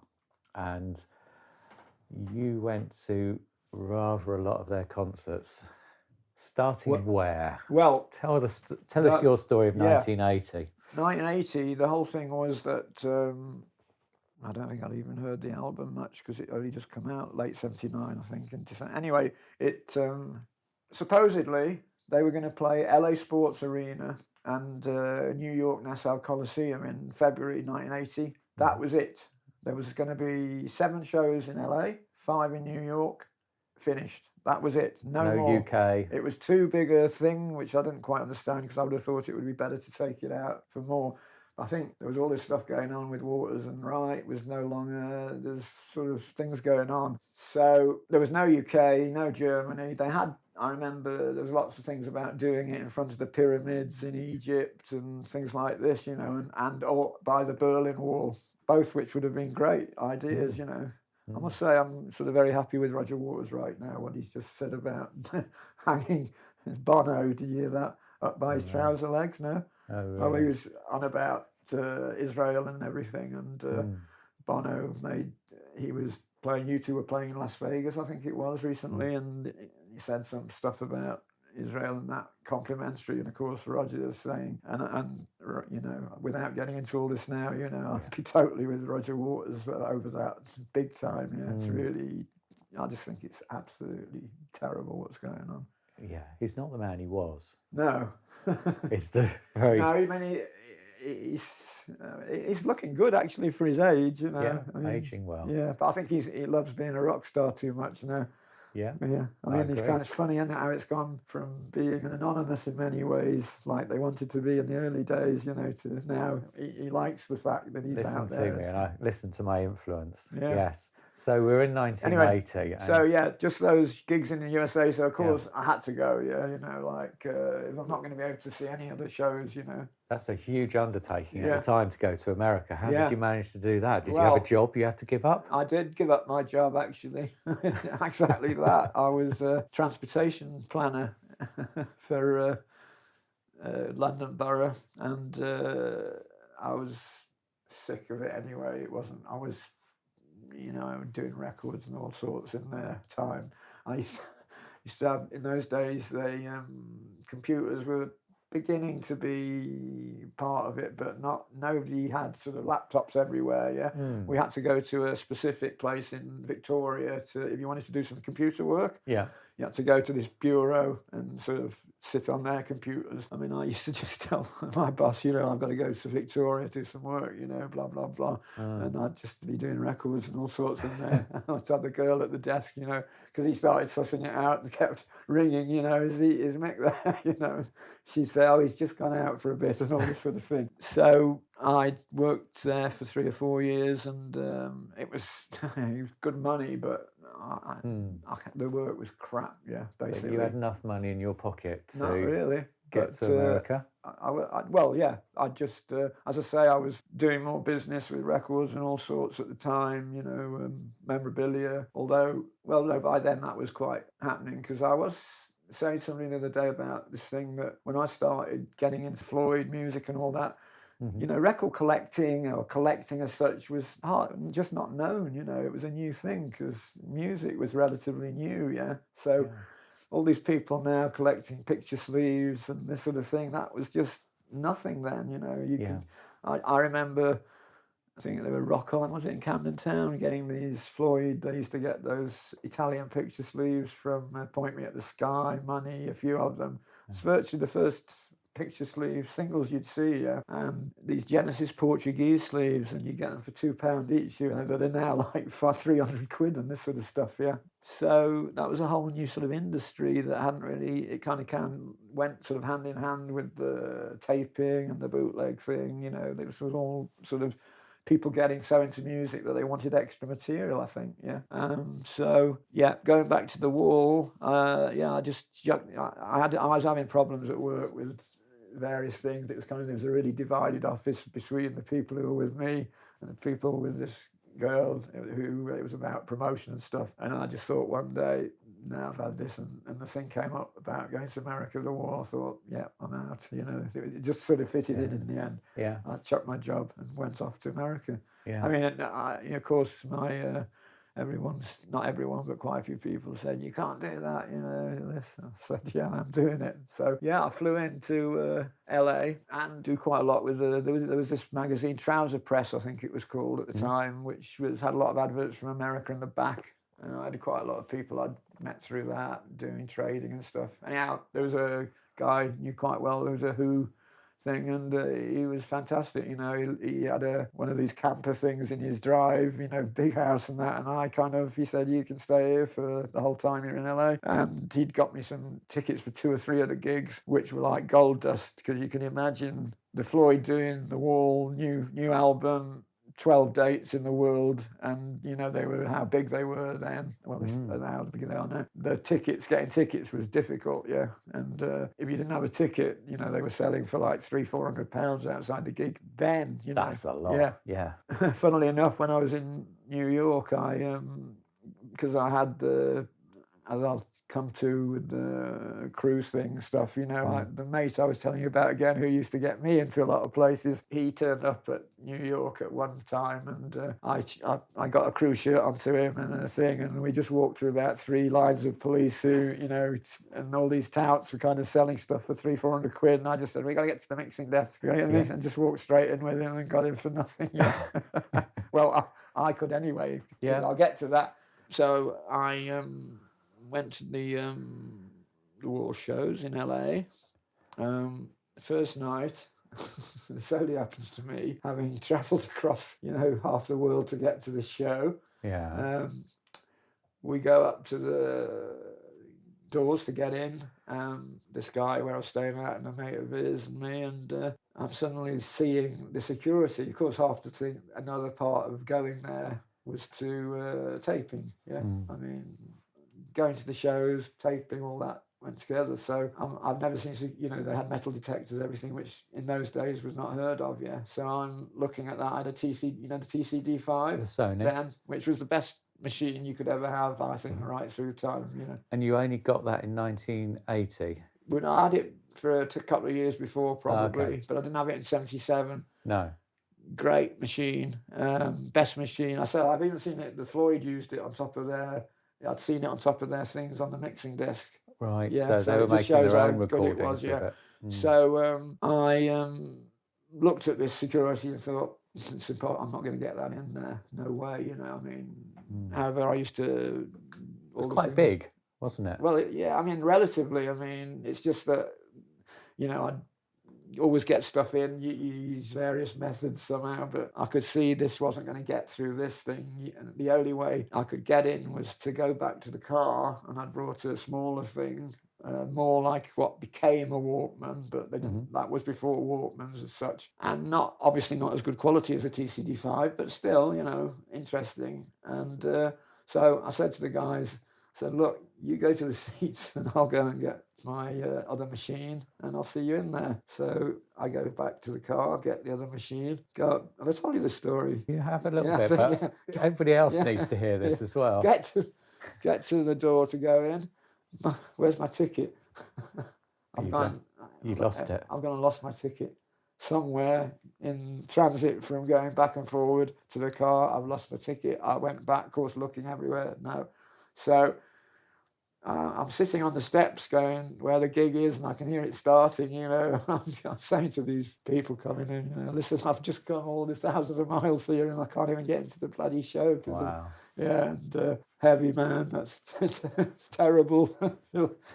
But I was just knocked out for about 10 minutes, and then I thought, well, I've got to do something about this, you know. I'm not sitting here and not going in, you know. So I thought maybe this shows have been so big and they've done the tickets in such a way that they may have a record of sending out the tickets. Yeah, it's the first time they'd done that, I think. In fact, I found out they had done that. And so using the guy's name who got the tickets, I went to the box office and told them what had happened, of course, and they said, yeah, well, look, we'll have a look. Yeah, we've seen his tickets there. I'll take you into the show, and if there's nobody, you know, to make sure, you know, you're not bullshitting or something, you know, then your ticket's there. Okay, we'll do that. So I thought, you know, great, sorted that out. And I think, you know, had that not worked, I was going to, you know, try and get the road manager out or something, you know, although it's always difficult once the show starts to get anybody, you know. But anyway, so he took me to the seats. Of course, when I get in there, the show's stopped, because they set everything alight with the fireworks. They had the disaster, at the beginning, didn't they? Yeah. So in that way, you know, I didn't miss as much as that. And what was really good was that was probably the best show, because they had to jam for about 10, 15 minutes at the end of the first set to catch up with, because they were behind with building the wall because of this fire thing. Yeah. So it all ended up, okay in the end, really. And it was a really good show. But I thought at the time, nobody's going to be able to tape this show, get tapes into this show. Yeah. I thought, apart from myself with this thing. But a couple of nights later, I met this guy, and I think he's probably one of these American tapers who's quite well known now. Somebody mentioned him, and I think he might have used a wheelchair somehow or something to put the thing. I did that once in Bingley Hall with somebody, put it in the seat of the wheelchair thing, to get in. But anyhow, this guy, I think he was from Chicago, did some really good tapes from the last two nights, I remember, which I got, And and then there was this whole thing of, after about 3 or 4 nights, 2 things happened. One, the car got broken into, which we'd come to that night, and I had the tapes from the other nights in the car, 2 nights. Oh. Plus I got access all things for the night before on the top of it, and camera all nicked. All stolen. The tapes were gone. Yeah. So... You hadn't made copies by that point, I don't suppose. No way. Lost. I was just for 2 nights, I think it was stupid that I don't know why I'd brought them, because in those days, I think one used to sometimes use the same tape from one night to add on to another, say, to get the encores or something like this. Although with the wall, there were encores. Anyway, so that happened. But then that night or the next night, this crew guy comes up to me and says, I've heard you've come all the way over from England. Yeah, I don't know how this came out, and blah, blah, blah. And I said, yeah. And he said, well, look, I'm only doing LA here, not New York. If you want to help us a bit, and I've got the crew shirt, I got a shirt from Roger Waters, all this stuff. He says, you can have this and I'll get you in New York, yeah. Oh, okay. Yeah, so I said, great, you know. Did you have to pay for that? No, I think I did. I'd give him nothing much, yeah, you know, and I just had to lug a few boxes around for them, and I had access all the time if I wanted access all in the back. I remember seeing Rick Wright playing one night in the cage, yeah, going absolutely berserk. He was in there, you know. I don't know if I knew even then that he'd been was a session musician by then, but he was really into it. But we'd already been, like I say, backstage for the first night or two from my mate having his sort of things. Anyway, the only thing that was a problem for me on that tour was the fact, again, that I wanted to tape the shows. And also, of course, it's reserved seating. So all this stuff about being a crew member and having that access is all very well, but at the same time, it means, A, I can't tape it, really, and B, although I did have proper seats for 2 or 3 of the nights, I was using the crew pass thing for the others, and I didn't have a seat, yeah, and that got difficult. We were in New York, I think, the first night or two, and like I said, I got my mate in, and we had no seats as such, yeah. We were wandering around, and all these fire marshals, so we were, you know, asking for our autographs and things as crew members. But when they showed it, we kept trying to sort of find, you know, a seat with nobody in it for a bit, and sat there. Then somebody would turn up, and it got quite difficult, I remember. But whatever, somehow everything worked out, yeah. And anyway, certainly in New York, the security wasn't as heavy like in LA for taping and that, as I remember getting in. So, so went to all the shows and... got all the recordings. All pretty good. I mean, I probably mucked up a couple with, you know, I've quite often... lapse with recording in terms of like I wanted to enjoy the show as well, sort of thing. You forgot to flip your tape type well, thing. certain things now and then would happen, yeah. I remember seeing Bowie in Earls Court in '78, and I think it was a terrible show. I thought I fell asleep taping it, sort of sitting on the chair with the TCD5 there, and it's only at the end of the tape when it clicked up, you heard it woke me up, yeah. so you know, taping's not so straightforward always. And you know what, again, in those days it was... The TCD5 again was great because it had the VU meters with the lights on it. But before that, a lot of the stuff you had to keep, you know, using a cigarette lighter all the time to look, you know, which again, you didn't want to attract, you know, security or whatever. So that's taping was like that. Anyway, so America was done. Then they added the shows in Earls Court first, a set of 7 shows. And that was great, I thought. And then we went to Dortmund for 8 shows, yeah. And all these ticket touts from England who used to do the football stuff suddenly appeared. I'd never seen them at rock concerts before, abroad. They all appeared in Dortmund suddenly for that. And I had to get somebody had especially come over for the last night. I remember I needed to get an extra ticket, you know, and you could all, you know, touts were great, I always thought. I mean, you had to pay them, but they get you whatever you wanted, sort of thing, which you can't do now. So I got this ticket from them, and I had to go the next day to their hotel. I can't remember how we did this, but he said, come to our hotel and we'll sort whatever out. I went the next day. This was after the last night. I went to the hotel they were staying at, all these touts, and I said, is so-and-so in room such?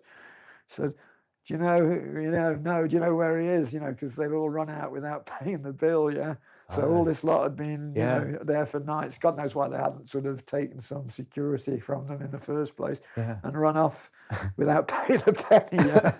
So that wasn't giving the English a good name as such. But, yeah, the war was, I mean, and then there were the extra shows in London. I really enjoyed the shows, always. And you saw a lot of them, didn't you? I saw it every night. Every night. I didn't miss a night. Right. And I never got bored once, honestly. Los Angeles, New York. Earls Court, 2 lots, and Dortmund. Dortmund. It's about 35, is it? 34 shows. Yeah, Derek's film, he he you know, did segments of 3 minutes ago in Earls Court and stuff, and then he had one little bit left that he needed from, I think it's Don't Leave Me Now, around there, something. And he wanted me and Rolf to tape that bit on his camera in Dortmund, so he had it all together. Yeah, so you can hear this thing kind of going round on my audio tape. Yeah, the video thing we were trying to do as well. Yeah, it was noisy, that recorder. Yeah, exactly. Yeah, very it was nice, very noticeable. But, yeah. But it was only for like 2 minutes or so. You just needed that one little bit. Yeah. Yeah. You know, it just shows. I mean, video that was not known then, really. That was virtually one of the first things people doing. Derek doing that stuff. I mean, you know, when they started bringing out those smaller cameras, that people started filming stuff, whole gigs about the 1987-88 tour. Yes. There's a guy in Germany, and he did a lot of the Floyd shows in Germany. And, you know, I've got those on. He got busted sort of into his sort of about a year into his videoing shows, and they took all his stuff. Luckily, I got the Floyd shows tapes from him, but you know, that's another project, getting all these bloody videotapes copied to smaller stuff. You know. Oh, I think I know some people who could help you if you'd like to do that at some point.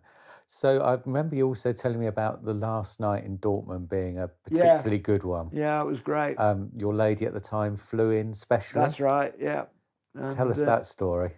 Well, last night in Dortmund, and there was probably about 6 or 7 of us all had tickets together in the sort of great seats on the last night, sort of near the front. And Roger Waters was really up for it that night, And she came in. I got from it. We came in and sat with us all, so that was another one sort of squeezed in. And you know, it was like you know, all the careful with that axe type. The ranting. He was doing all that sort of stuff, which he only ever does when he's really up for it. I mean, I always, you know, the Montreal 77 show, which he kind of always goes on about, that's when he spat at the people and he hated in that. But he was really into that show from what one can hear. He was doing all that sort of stuff. Yeah. And this was the same, And, we were all heckling him a bit, which he was really, you know, getting it back. It was just a good night, last night. And that was, the other thing was, that was going to be the last ever Wall show. Then they added these shows at Earls Court to film it, I think it was, a segment of 5 shows, That takes us through to 1981, and you're taping at that point with the TCD5M. Back in 77, do I remember correctly that you were using a Philips machine? I had 2 machines. I had a Philips machine that was really basic, but it was not bad, but it was the microphone thing with it was so, you had a little green light that was so small. I'm talking about something this small. You had to get it, if you got it into that range, your tape was pretty good. Right. You know? But if you didn't get it in there, it would be distorted totally. And it's ruined. And that was really difficult, especially with no lights and stuff. You're having to do this all the time with you. Yeah. But anyway, well, you know, the green thing did light up, but it wasn't bad. And then, I had this, I think it was a Marantz recorder or something as well. That wasn't bad. In 77. Yeah. What about back in 74 and 75? What were you using? Well, then? there was a bigger Sony, like the TCD5, but kind of like it was bigger then. Right. But it did have windows, as I remember. The TCD5 is obviously stereo. Yeah. The others, were they mono? No, I think they were meant to be were meant to be stereo, but you know, live shows, unless you're going to really do this thing with the microphones. Yeah, hold them out wide. That Montreal 77 show again, the guys who did that in Canada, they that was all. It was a really hard tape to get out of them at first, because they were going on it was fantastic and blah blah blah. And I got on really well. They came over, and at first there was this tape around that was okay, but nothing special. But anyway, finally I got this tape out of them. But I still think the Hamilton 75 is a better show in the end. So did the same guys tape Hamilton and Montreal? Well, there was a bunch of them, so it was like 3 or 4 guys here, maybe 2 of them were there, sort of thing. Yeah, but the thing was, as I remember it, when they were talking about Montreal, it was like we talked again about having one guy with a microphone over here and one over here, sort of thing. Do you remember any names from the Canadian? I know Henry was one it Henry guy. Bock? I wouldn't know. I know Randy was a young guy with them who had a record store in Toronto at the time. Very young. He was the youngest of them. But I remember this guy Henry was a really good guy, and Oh, there was, of course, Mark Lukowitz, who was a Who freak, who was around that, but he wasn't one of the Floyd tapers. He was, like I say, Who was his big thing. Yeah, I think their tapes were the best tapes, not just Floyd, but at the time, all the other bands I liked, they had good tapes of, so it was always good to get their stuff. Yeah. I'd like to move through some names now, if I may. So I think you got your Sony recorder, your TCD5M, from the guy in Japan. Yeah, he brought me all the time, whatever was the latest thing. He actually brought me, after the TCD5, there was a Techniques thing that was really fancy and good, but it was heavy. It was really heavy because of stuff. He'd always bring whatever was the in thing, and it was always sort of a year before you'd even see it in England. But nevertheless, I would have always gone back to the TCD5, even 10 years later. What he brought, when they had all that Walkman stuff, and what was it, the Sony thing they all taped with, which I didn't really think was much the Sony the professional Pro Walkman, the TCD6. But he brought a sort of thing from Japan before that was kind of on those lines, but much better. But again, I just had problems with these things when I was trying to tape because, certain buttons would always go up in the show, little things like that, which you don't realise beforehand, but they can be really problematic. The TCD5 is pretty simple again in that way. Yeah. So let's talk about Japan, guy. Yeah. Is it all right to call him Toshi? Yeah. For these purposes. Tell me about his story a bit. How did you get to know him? Yeah, well, he... how did I first get... Well, I got to know him through he was apart from the one guy in Osaka who did a few albums, he was the first guy in Japan who started making bootleg LPs, Did he record things himself? Yeah, he did. He recorded virtually every show in Japan in the early 70s. What, the Pink Floyd ones? Yeah. 71, 72? Yeah. I mean, I'm assuming he taped them himself, certainly the 72. I don't know about the 71. Anyhow, he got some recordings from many English concerts from a good mate of mine in Liverpool. And basically, this good friend in Liverpool put me in touch with him, And the Japanese guy, he just wanted to make stuff. And he came to Gloucester Road, actually, in about 74, 75.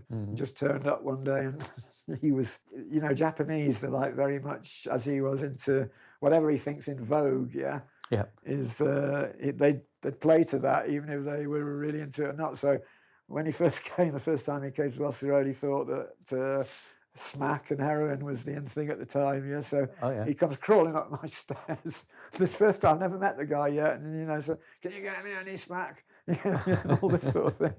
And 2 years later, he's a punk. He's dressed up in all the punk gear. 2 years after that, he's heavy metal. Dedicated follower of fashion. But lovely, great guy. I actually always I feel really bad because he would send me tickets all the time to concerts that he wanted me to go and tape, in England. London ones or England generally. Everywhere, I remember going to bloody Cardiff or somewhere to tape, Yngwie Malmsteen, these sort of things, White Snake, all this crap. But I'd try and do it for him, but, he just wanted too much, really, and I did what I could. And, of course, the stuff I was into myself, I was happy to, give him what he wanted. So he gave you the player to make the recordings? Yeah, and funnily enough, I did, I was wondering what happened to all these machines, because I keep everything, that's why I've got 10 storage places still. And I found a box about a year ago with all the old machines in, so it's quite interesting to see. Are they in okay nick? Yeah, not bad. I mean, I don't know. Did you say 10 storage places then? No, once, not now, but I've still got... You've got various storage for your music. One of the reasons why it's difficult to get you and that to come over is because it's a lot of stuff. Just my place, never mind my place is so full, and I've got a place next door, I've got storage places, so that's a nightmare. I'd love the adventure of it. Anyway, so he wanted to put out bootleg LPs. He was doing albums, Did he put out anything from 77 or anything like that? Well, he did the two Floyd. I did, because saying I didn't give out in the 77 Wembley shows. I did give him the first night. I didn't know if I really wanted him to do it, but anyhow, he did. It was called Giant Barn Dance. Oh yeah, 30 kilowatt PA. They're his productions, yeah. are And they? you can hear me and this lady on the. I think she says something about. I said Barrett's totally pissed. She and yeah, so definitely we can be heard on that first record quite clearly.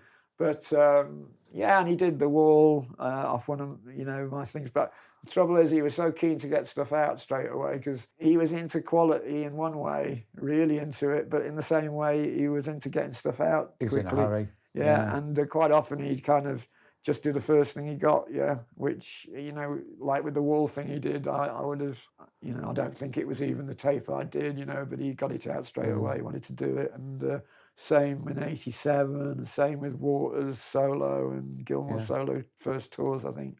So did you send him your master tapes? Yeah. Did you keep a copy for yourself? Well, I only sent him the master tapes to things I didn't care about keeping. Oh, okay. So you can have the White Snake and the Yngwie Malmsteen, but you keep the. If it was Floyd and that. You keep the Wembley tapes. It's a good story about David Bowie again. I don't know if you know the story about. David Bowie did this show in 1976 in Wembley called. It was when he did the album Station to Station, which was, I think, his best album. I'm not great on Bowie, but I like that album a lot. So I taped the show for the Japanese guy, sent him the tape, and he did an album called Don't Touch That Dial, kind of in the, do you know Bowie stuff? Not very well. No, anyhow, well, it was in the style of the sleeves he'd done, changes one Bowie, it's this red and white sort of writing. Anyhow, it was not bad, and it was a big seller, blah, blah, blah. Now, again, the BPI at that time were hot on, they'd got this guy called Bill Dodson. Did Derek tell you the story about the shop getting busted and that? Yeah. Well, one of the guys who came was a Dylan freak who, long and curly hair, collects Dylan bootlegs. He got done and he kind of become a grass as such, worked with the BPI and got people in trouble. Of course, he kept his Dylan supplier cool, so he could still get the bootlegs for himself, but otherwise he was working for the BPI. And he came that morning after Derek's shop got done. They came for coffee in the morning with Dodson was there. But anyway, the BPI were hot in the north, in Liverpool, Manchester way, to get the guys up there who were, without being nasty, were not very sort of clever with the way they were doing things, and not difficult to get busted, And what they did was they copied this Japanese "Don't Touch That Dial" bootleg, and called it the Wembley Wizard Touches the Dial, and didn't ask. I'm pretty 99% sure David Bowie wasn't even asked about if so they were doing a bootleg without any permission, and they used that to entrap. They went and sold it to these dealers up there, and next day they go and raid the shop and bust them for them. Wow. And it was called Operation Moonbeam, and it was a big thing then, and it kind of took out all these people up north into that business, And my good friend up there in Liverpool, they wanted him to pay, I don't know how many £1,000 at the time, was a lot of money, and he just was not going to do it, and he actually burnt his house down in the end, rather than pay them. There was a lot of heavy stuff going on around bootlegging at that time, wasn't there? That's what I'm saying. It's a totally different thing, Nowadays, I mean, you think of it nowadays, everybody's at a concert with their phone or whatever device. Well, these were guys like, never mind manufacture or anything. There were guys who were literally just tape traders. Okay, some of them would sell a few tapes as well of the stuff they were trading, so be it. But they chased these. I remember this guy up in Manchester, I can remember his name, called Neil C, and he was new to it kind of thing, but he did some really good tapes around the mid-70s of, no, there weren't any Floyd, but anyhow, Rainbow, Peter Gabriel, whatever, but they were good tapes anyway. they, of course, this guy was just nothing, just a local Manchester kid who'd traded a few things. Yeah. They went and busted him and made out this is the guy, you know, who's the centre of the whole bootleg industry with his tapes and that. And he got his life was ruined, I think, by all this. They got their scalp. Yeah. Yeah, they needed to demonstrate that they'd done something, I suppose. Yeah, and there was another guy in East Anglia at the same time. This sort of thing. Yeah. Very. How did you get word of all of these things happening? Were you all talking amongst one another? I mean, you know, everybody was like a network. Yeah. I mean, even now, I mean, there is an industry. It's totally different now. It's kind of like what's happened is that the big distinction in those days, which again the BPI didn't. They knew about, you know, there's bootlegs and there's counterfeits. You know what one's like live studio, different material. One's a total copy of something like a normal album, maybe. Yeah. And you know, I wouldn't, you know, I totally think counterfeiting is not a good thing then, and the bootlegging thing was a good thing then. Yeah.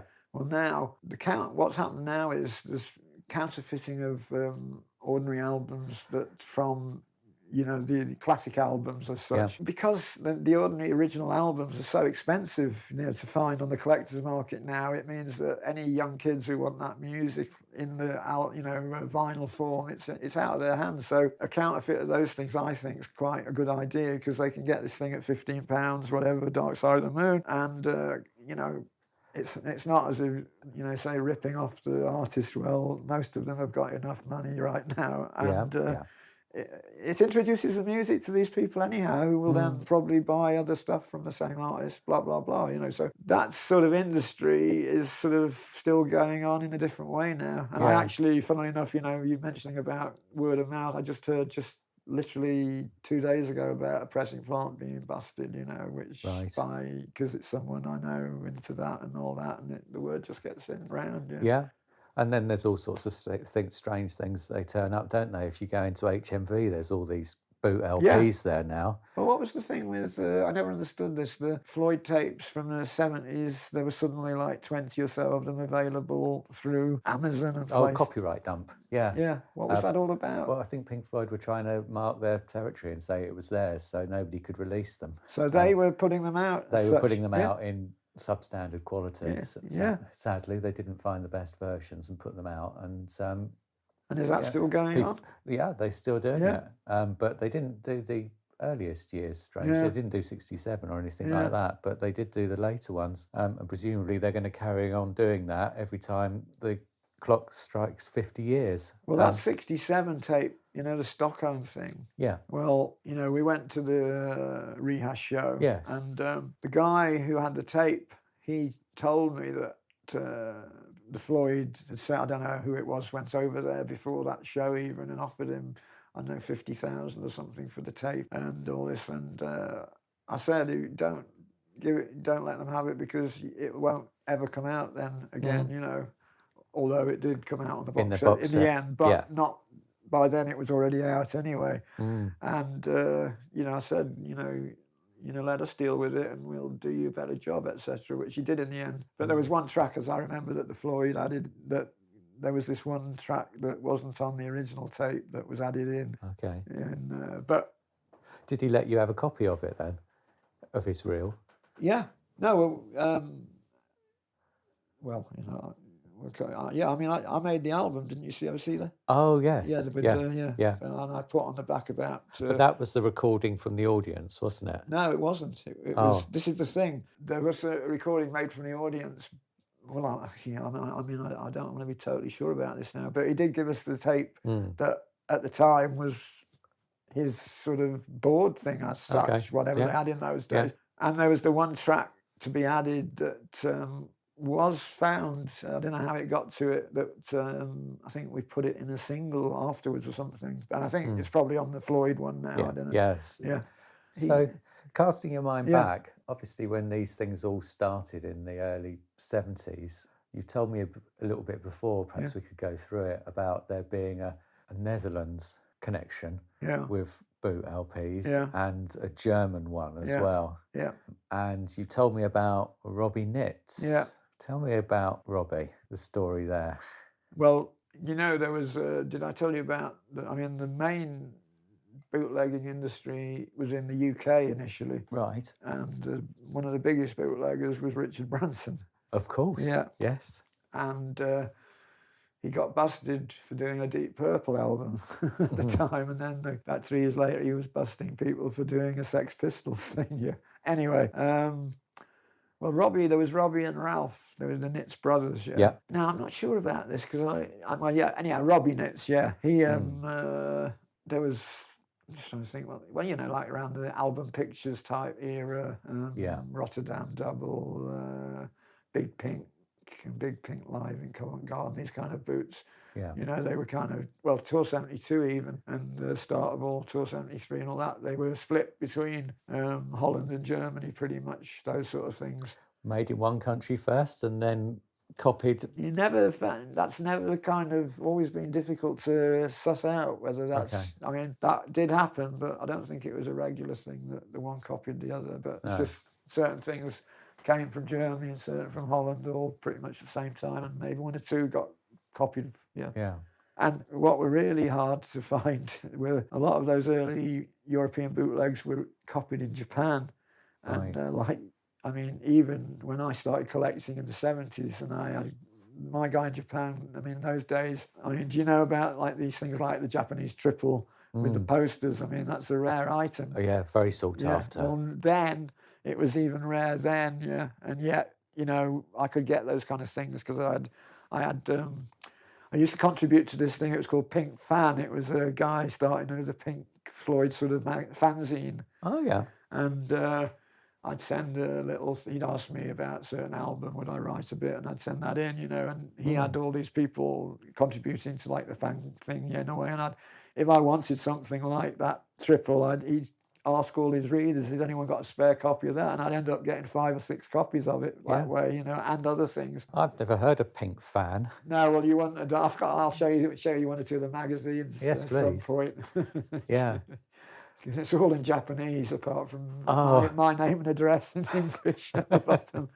But going back to Holland, Germany, and the Nitz, right? So Robbie Nitz was busy after the English sort of thing when the, like I say, there was the Dutch and German doing Emerson, Lake and Palmer, Floyd, these really early albums, and you know, they all.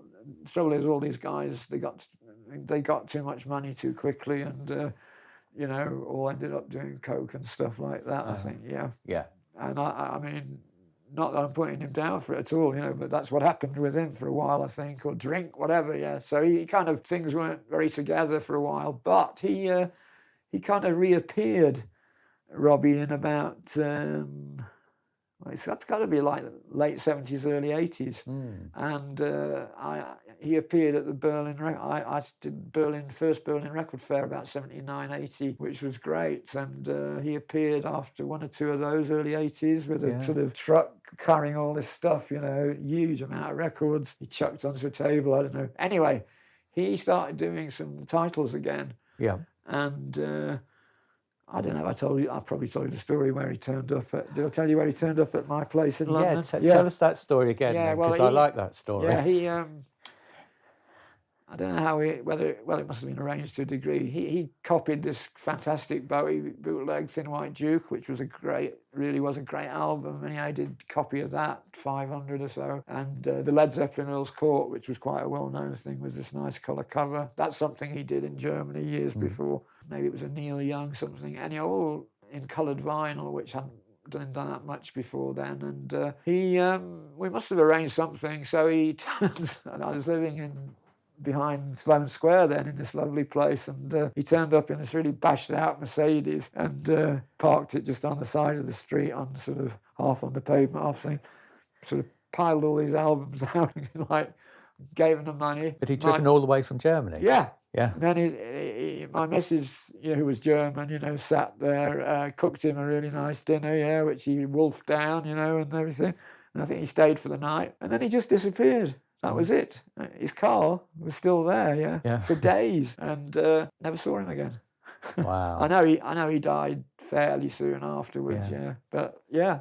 he came and went. And a lot of his tapes were lost, weren't they? Well, he had a lot of stuff lying in I know definitely he had Rolf, and I had a friend, Mike Kynett, he's called, and there was a guy called Tommaso. These guys were Peter Gabriel, Nitz, yeah. And Mike lived near, I think they were all in Hamburg, I think Robbie and that lot, and he had contact with him there. And but anyway, he told me that Robbie had this place where all the records and tapes were, and it was like, you know, they're covered in water, you know, like tapes were like on the floor, you know, and it was all half under puddles, this sort of thing. Yeah. So saying that, now you remind me, and it's probably why you said it, you know, those red tapes came from him, didn't they? They did, yeah. And the Zurich ones are fantastic. Yeah. If ever I get them back. And so those were okay. I mean, the Hamburg 71, you know, that's... I was going to say, I mean, was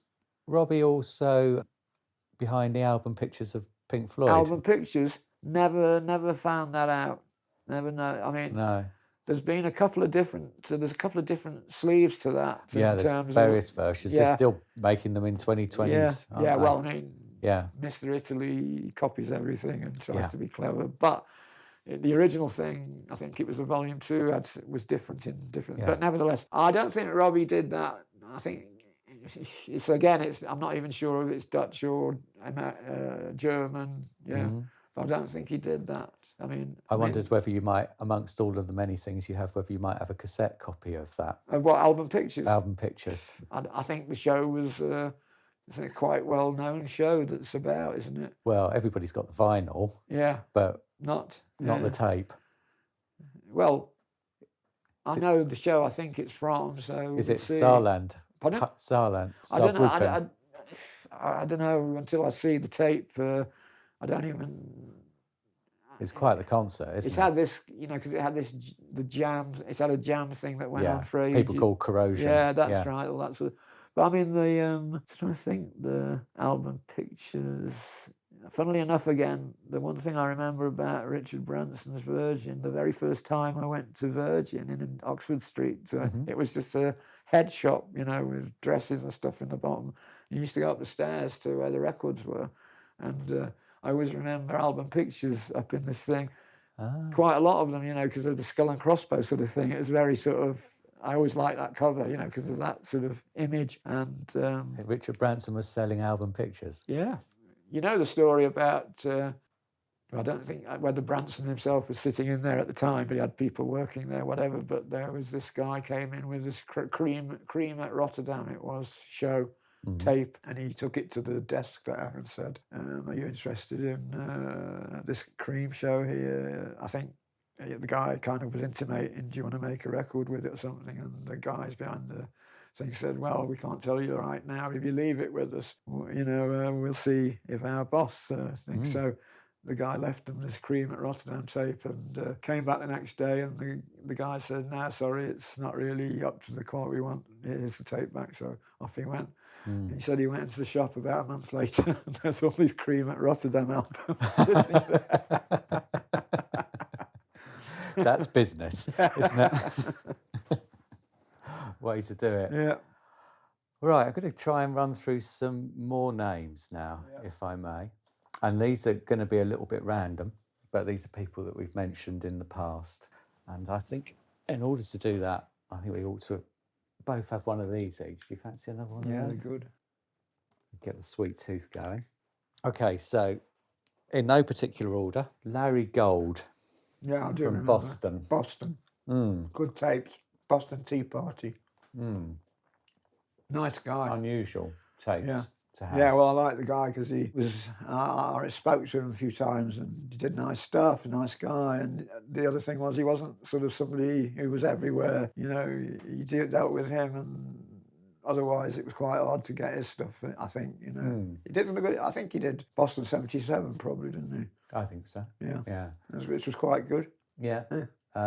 So how would you have come across Larry, since you're in England and he's in America? Well, how do you come across all these people? I don't know really now. Do they find you? Well, tape trading in those days.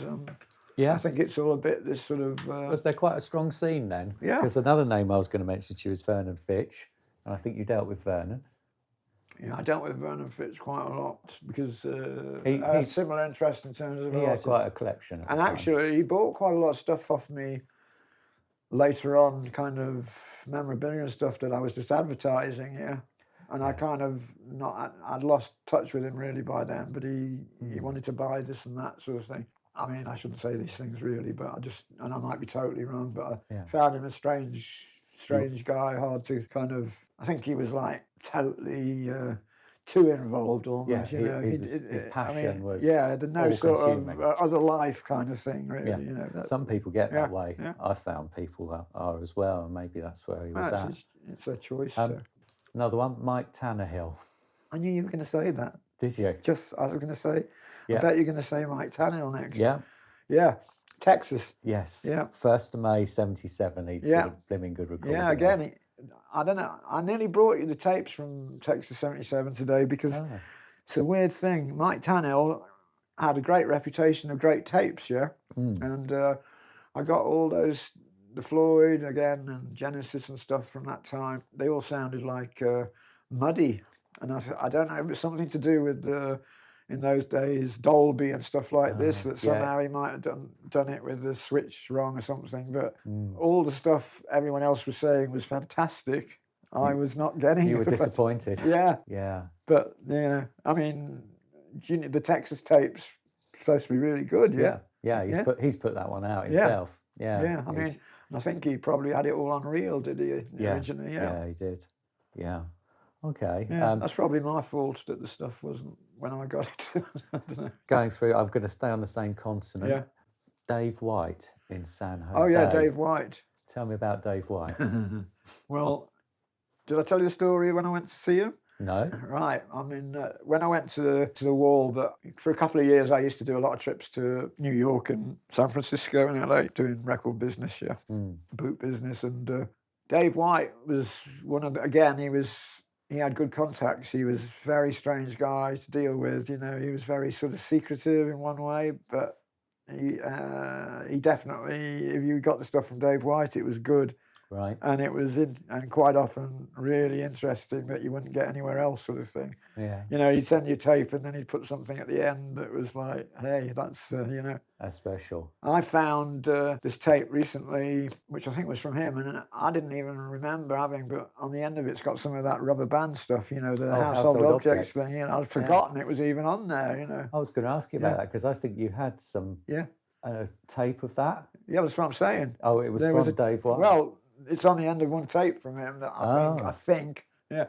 Anyway, so Dave White, I went to visit him he lived in San Jose, which is quite near San Francisco, and really weird setup. He, I went to his place and I don't know, something with tapes, we sat there and everything, and very nice guy, but his father was somehow disabled with some strange sort of thing. It was, and can't remember the mother now. It was really strange setup there, and I had to stay the night, and they put me in this garage thing, and it was just a weird time, but he was a very nice guy, and always had good stuff, and always was very nice to me, you know. But I lost contact with him years ago. Right, in the 80s. Yeah, probably, yeah.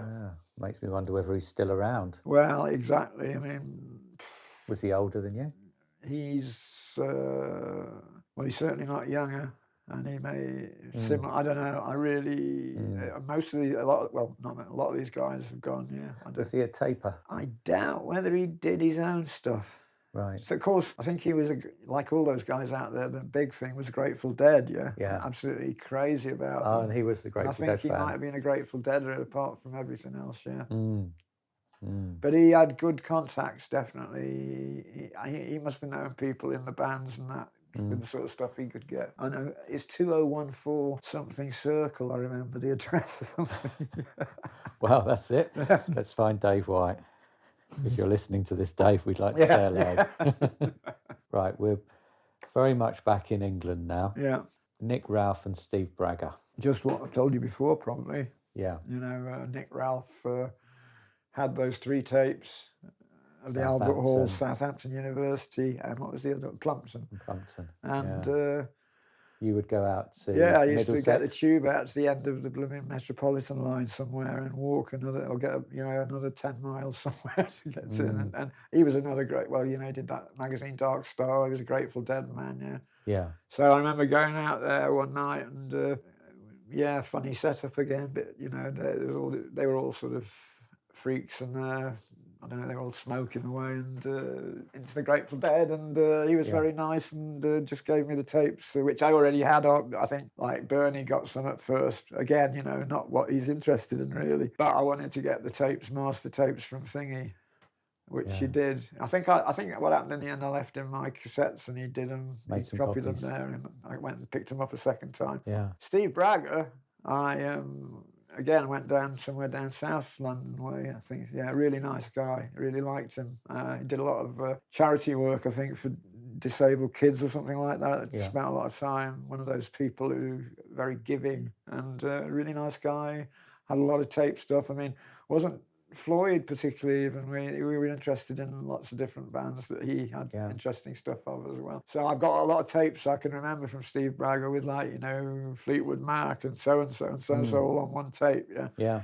I mean, I'm sure he, either he maybe who taped the Rainbow 72. Certainly would know. Yeah. If not, Edward Goslet. Ah, well, Edward Goslet. Yeah, that was he.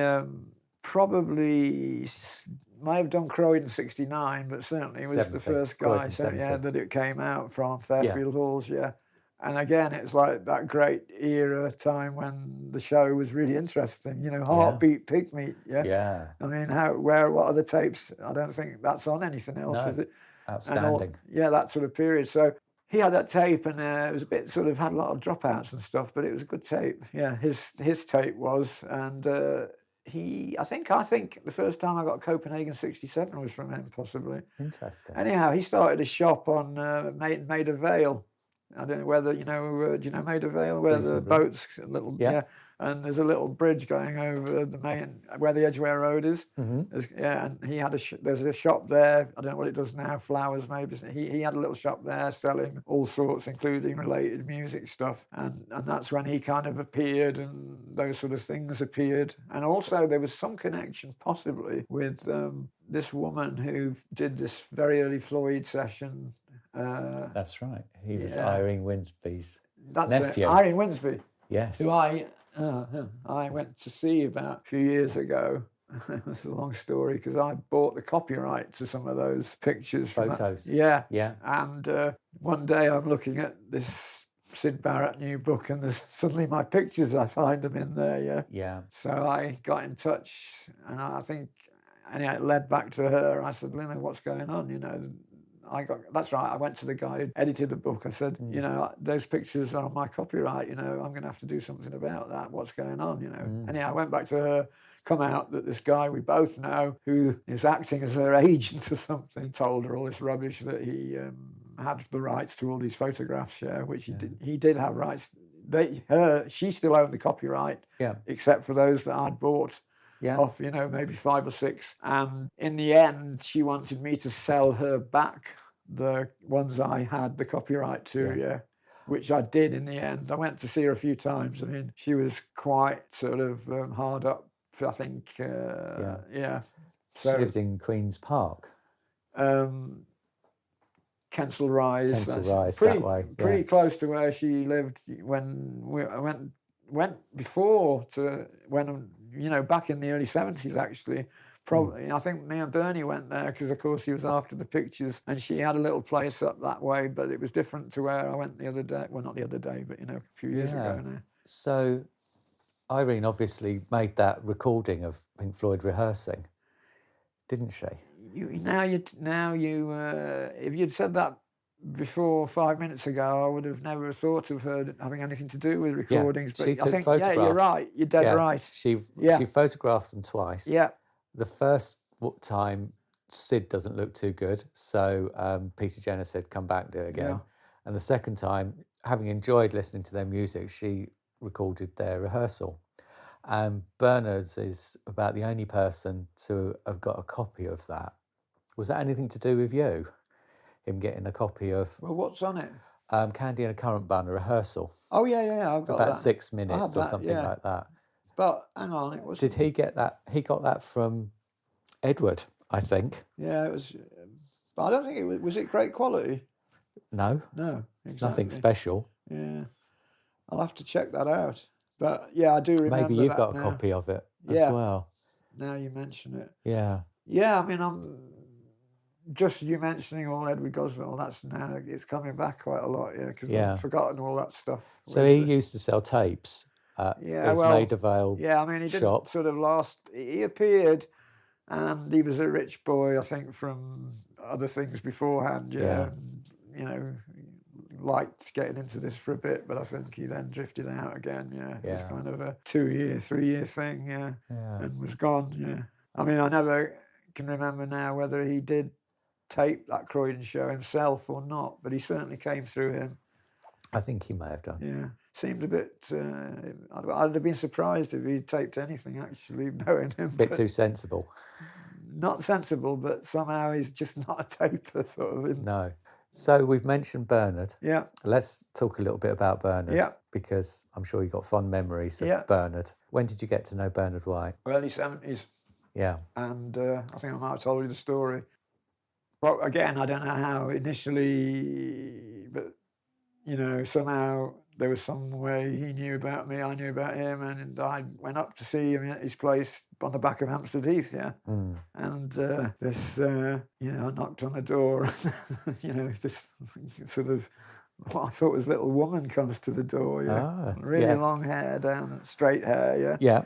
Was he quite feminine looking? Yeah. Well, I really thought it was this old woman at first, and then he said, hello. Oh, you. And then I realised it was Bernard, And he used to live in this place there then that was run by this crazy woman, older woman who, it was a weird setup, but on a lovely, sort of right on the back of Hampstead Heath, nice place. And Nick Mason had a place around the corner at the time, Anyway, I used to, Bernie, he always had this sort of like little room, and then he had another little room around the corner where he had all his stuff stashed. And, he was very secretive, of course, which fair enough, but, he'd sit there and he'd make a cup of tea or something, and then he'd start talking about trading some stuff, and he'd nip out to the other room and turn up with a couple of things. And, it kept coming out and in and out like this, And you'd make a deal, basically. Yeah. He had no way of copying stuff himself, though, did he? Nah. I mean, and most of it was, like I said to you, it was more sort of, I was after, I remember he got me I loved those photos from Kew Gardens, which again at the time, I'd never even seen. This was way before Nice. They were one-on-one was on the Nice pair, wasn't it? That sleeve, but I'd never seen anything from that session at that time. So he turns up with these pictures, one or two, with a scarf coming out, the colour. It's beautiful. Yeah, they are great colours on those, and I love that era. It's my favourite era of the Floyd, really. So it's just an example. So something like that. So I'd take up a few boot albums which he liked and he could turn into money. Yeah, and we'd trade stuff like that. Yeah, and. I mean, he didn't, it's funny, he would turn up with something like those Nick Ralph's tapes, but I mean, he wasn't a big guy for having tapes and that. No. But I think, you see, I knew Bernie before he kind of came out of himself a little bit. He just used to live in this little place up there and didn't really, he had a terrible, as a kid, challenging really terrible upbringing. And he was still kind of living a bit like closeted up there, and then these two guys in mid-70s, they got together with Bernie, somehow pulled him out, and they started this a shop called Luigi and the Boys, and it was in Hanway Street, I think. Oh yeah. And Mark Hayward was one who then did Vinyl Solution in that sort of street as well, Anyway, those three did that for a while, and Bernie, it was like he was kind of totally out of his comfort depth in one way doing these things, but it was good to get him out there, I think. And I always felt, it was like when you'd see him in these places, it was totally not him, but he had to be sort of in a different person when he's out there in the public sort of thing. Yeah. And he got in a lot of, I mean, one thing I always remember, you see, he when they were running that shop, I think it was because later he had his little places in Camden, you know, down in the there. basement. Yeah, where you know, I mean, I didn't see Bernie that much those days. He used to come up with another guy up to the Portobello years and years later, and again he wanted to trade stuff. But he got this stuff from Sounds. These kids had got into the offices of Sounds and nicked all these photographs and things, you know, like a lot, you know. So, and they were all in like, so you'd have sort of Sex Pistols, a whole folder full, Pink Floyd, all that. So they sold him all these things, and of course he passed them on, and I of course when the Floyd stuff was great, you know, all these sort of sessions of stuff, you know, not really nice pictures, photos, 10 by 8s of, you know, Rick Wright sitting in Britannia Row and this sort of thing. So I paid him a lot on that for all that, and as other people did. These kids got done soon after, right? You know, for stealing the stuff, and it got quite heavy, and they went to Bernie and started hassling him. They want the stuff back. Yeah. So, and of course, it's all he's gone. Passed it on. Yeah. And he got beaten up really badly by them for that. That must have really shaken his confidence. Yeah, of course it did. Yeah. I mean, very nasty. But Bernie's passion was always for Sid's Floyd, wasn't it? Well, you know, when he started Terrapin, I mean, I wasn't sure. He didn't start, you know, it was a guy called John Steele, who, funnily enough, lived again up where near Newcastle, up there in Staffordshire. Okay. And did the first couple of Terrapin things, I think. And I think, you know, because Syd Barrett at the time, this was again probably like the 73, 74, when it was known he was not in a good state. This John Steele said, I'm not doing the Terrapin or whatever it was, Syd Barrett thing anymore, because it's just not right. Lack of Syd. Yeah. And Bernie kind of took over, and there was a lot of acrimony about him doing that. They're saying, Craig, you shouldn't be doing this, blah blah blah. But you know, Bernie was so into it that nothing was going to stop him, you know. So he then took over and did Terrapin, and I don't know, there was the story of when he followed Syd in the street once or something. I think he was starstruck, wasn't he? Yeah, sure. I'm sure he was. Where did he see him? Was it in Chelsea or something? I don't know if it was Chelsea Cloisters but it was around that time. Anyway, you know, it did a lot for him doing the Syd Barrett thing, and it's amazing, you know. And again, it's really sort of amazing that the people who printed the Terrapins, you know, that it's Sophie and Jamie from Suburban Press, who was Jamie Reed, who did all the Sex Pistols artwork later on and has become quite a famous guy. The very first thing they ever did were those magazines, I didn't know that. Yeah, and I've still got some of the printing plates from that. Because, again, a crazy, one of these things again that I reckon stuff's happening sort of in a different, sort of time capsule thing or whatever, that Bernie had all these books, from different era of the Floyd, you know, say 1980 Wall, 1970s Summer Gunner Time, all this. And he put all the cuttings and things from the music magazines. Oh, he gathered them all together. Yeah, and he did it so nicely, You know, he had it beautiful. And I was always like, I got the kind of cellophane things he put all the pictures in, because I thought, I'm going to do exactly what he did. But I never had the time, again, you know, to get it together. And in the end, of course, he didn't really, because he was into Syd, he only really wanted the one book that was Syd Barrett period. So everything that happened there, and I ended up again trading him the other books, which saved me having to do it properly myself. Yeah, have you still got them? Yeah. Oh, lovely. But this is why I'm telling the story. I had everything except the Syd Barrett thing, and Bernie kept bringing stuff. As I said, I didn't see Bernie for a while. I hadn't seen him, like I say, for quite a long time. And he started coming up to the market when I started. So it must be late, because I didn't do the market myself till much, you know, fairly recently as such. With this guy, he was a friend of his he used to come up with, who was I don't know what he was into, but I've not seen him for a while now. Nothing to do with the Floyd anyway, so never mind. So Bernie again, he kept bringing bits. I think he must have been quite hard up by then for some. He kept bringing bits and pieces. Will you trade something for that, or give me something for that? So I'd just give him whatever, and that, and till there was nothing to give anymore. He'd obviously got rid of everything, and then there was the tragedy. Yes. And I don't know. I'm not going to say anything now. Derek talked about that in his episode, how sad all that was. You know about the kind of what was going on behind the scenes. With his marriage and so on. Yes. Exactly. So, me and Derek were at the funeral together, I remember now, because Bernie's sister was really nice. We sat talking a long time and went to the pub afterwards, and sad. But you were saying about the book. Yeah. So I kind of felt I'd had everything Bernie had. No, that's right. That's what I should have said.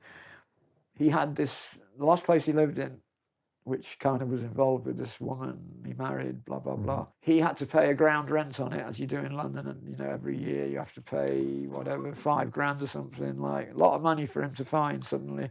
Yeah. And it came to one year, he needed the money fast, just otherwise he was going to have problems there. Must have just been before he got involved with his wife-to-be.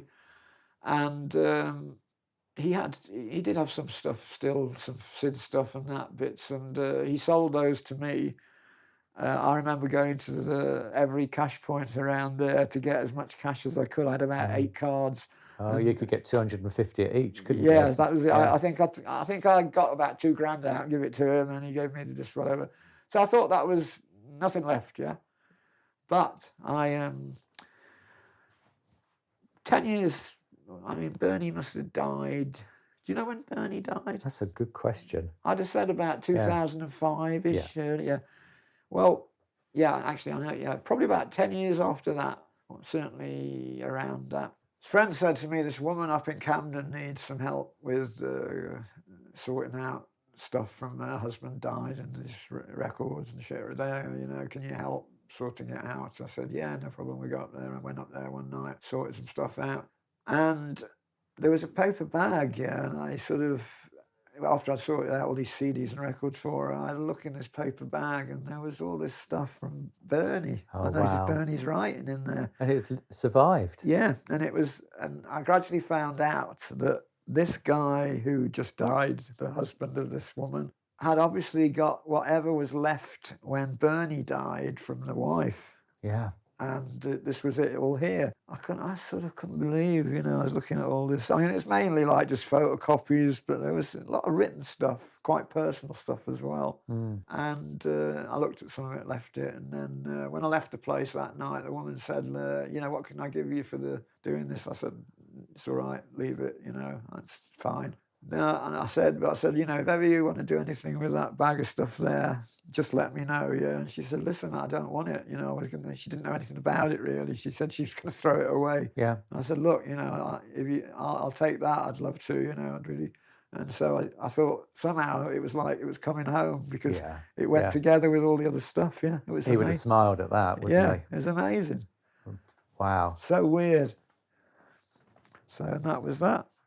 So, talking of books and Bernard, the two of you are credited in Le Livre du Pink Floyd. Yeah. Tell us about that. How did you come to be involved Funnily in enough, that? I should be credited in that book, but I wasn't for some reason in one of them. But it was in a later... Anyway, no, it's a great book.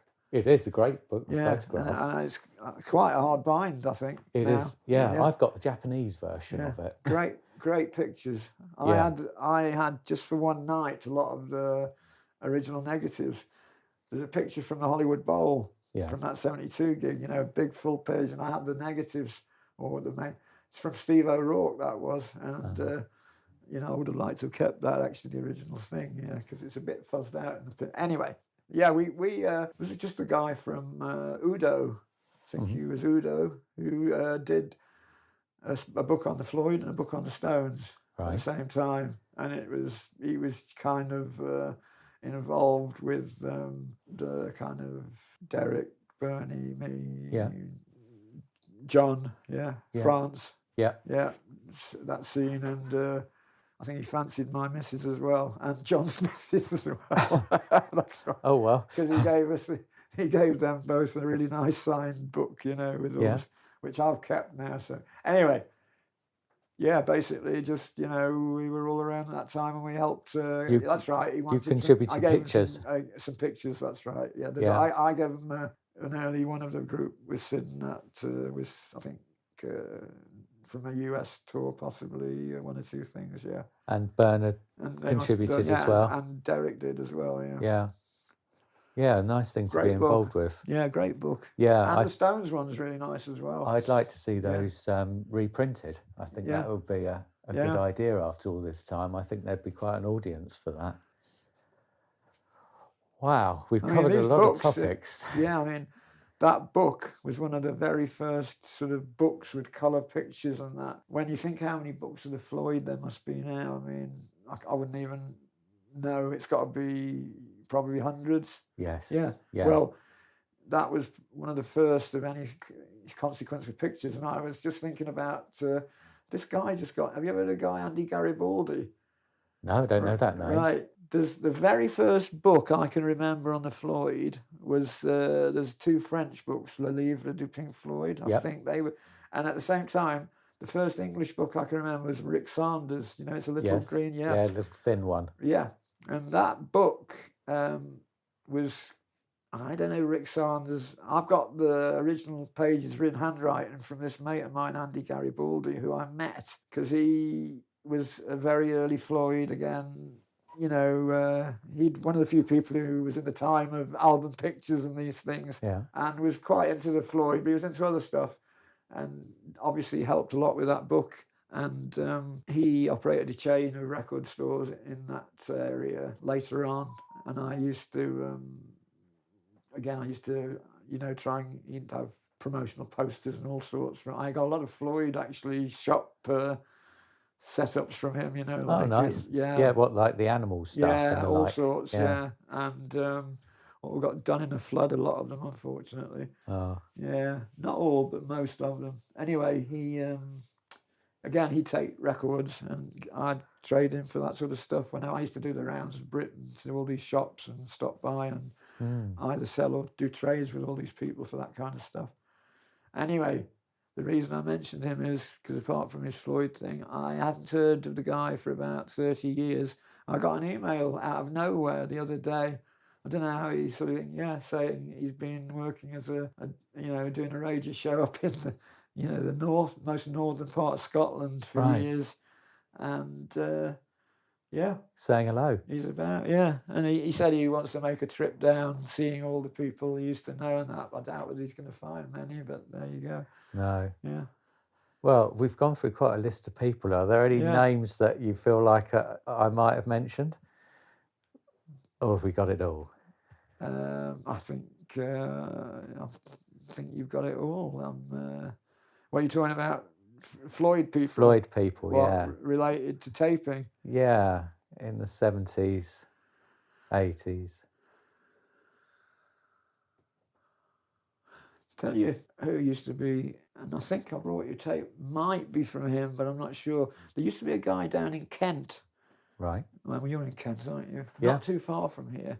Sort of, maybe more towards Rochester, a bit up, yeah? Mm. Really big into the Floyd. And he used to tape up to Animals. In fact, I've got these, like before the Animals show, there'd be all this stuff with the noises for ages, And he taped all the noises. Soundscape, yes. Yeah, which I've kept a few of those from him. But he was really into everything, but he was so pissed off with, I think it was with Animals, the show. Unless it was either Animals or The Wall, but I think it was the Animals show. That was it. What was his first name? Can't remember. I really can't remember a thing. I just know he was from Kent, but he was a big sort of Floyd man. Really into it all up till that point, and he just cut it. Wow. Are we done? Yeah, we're done.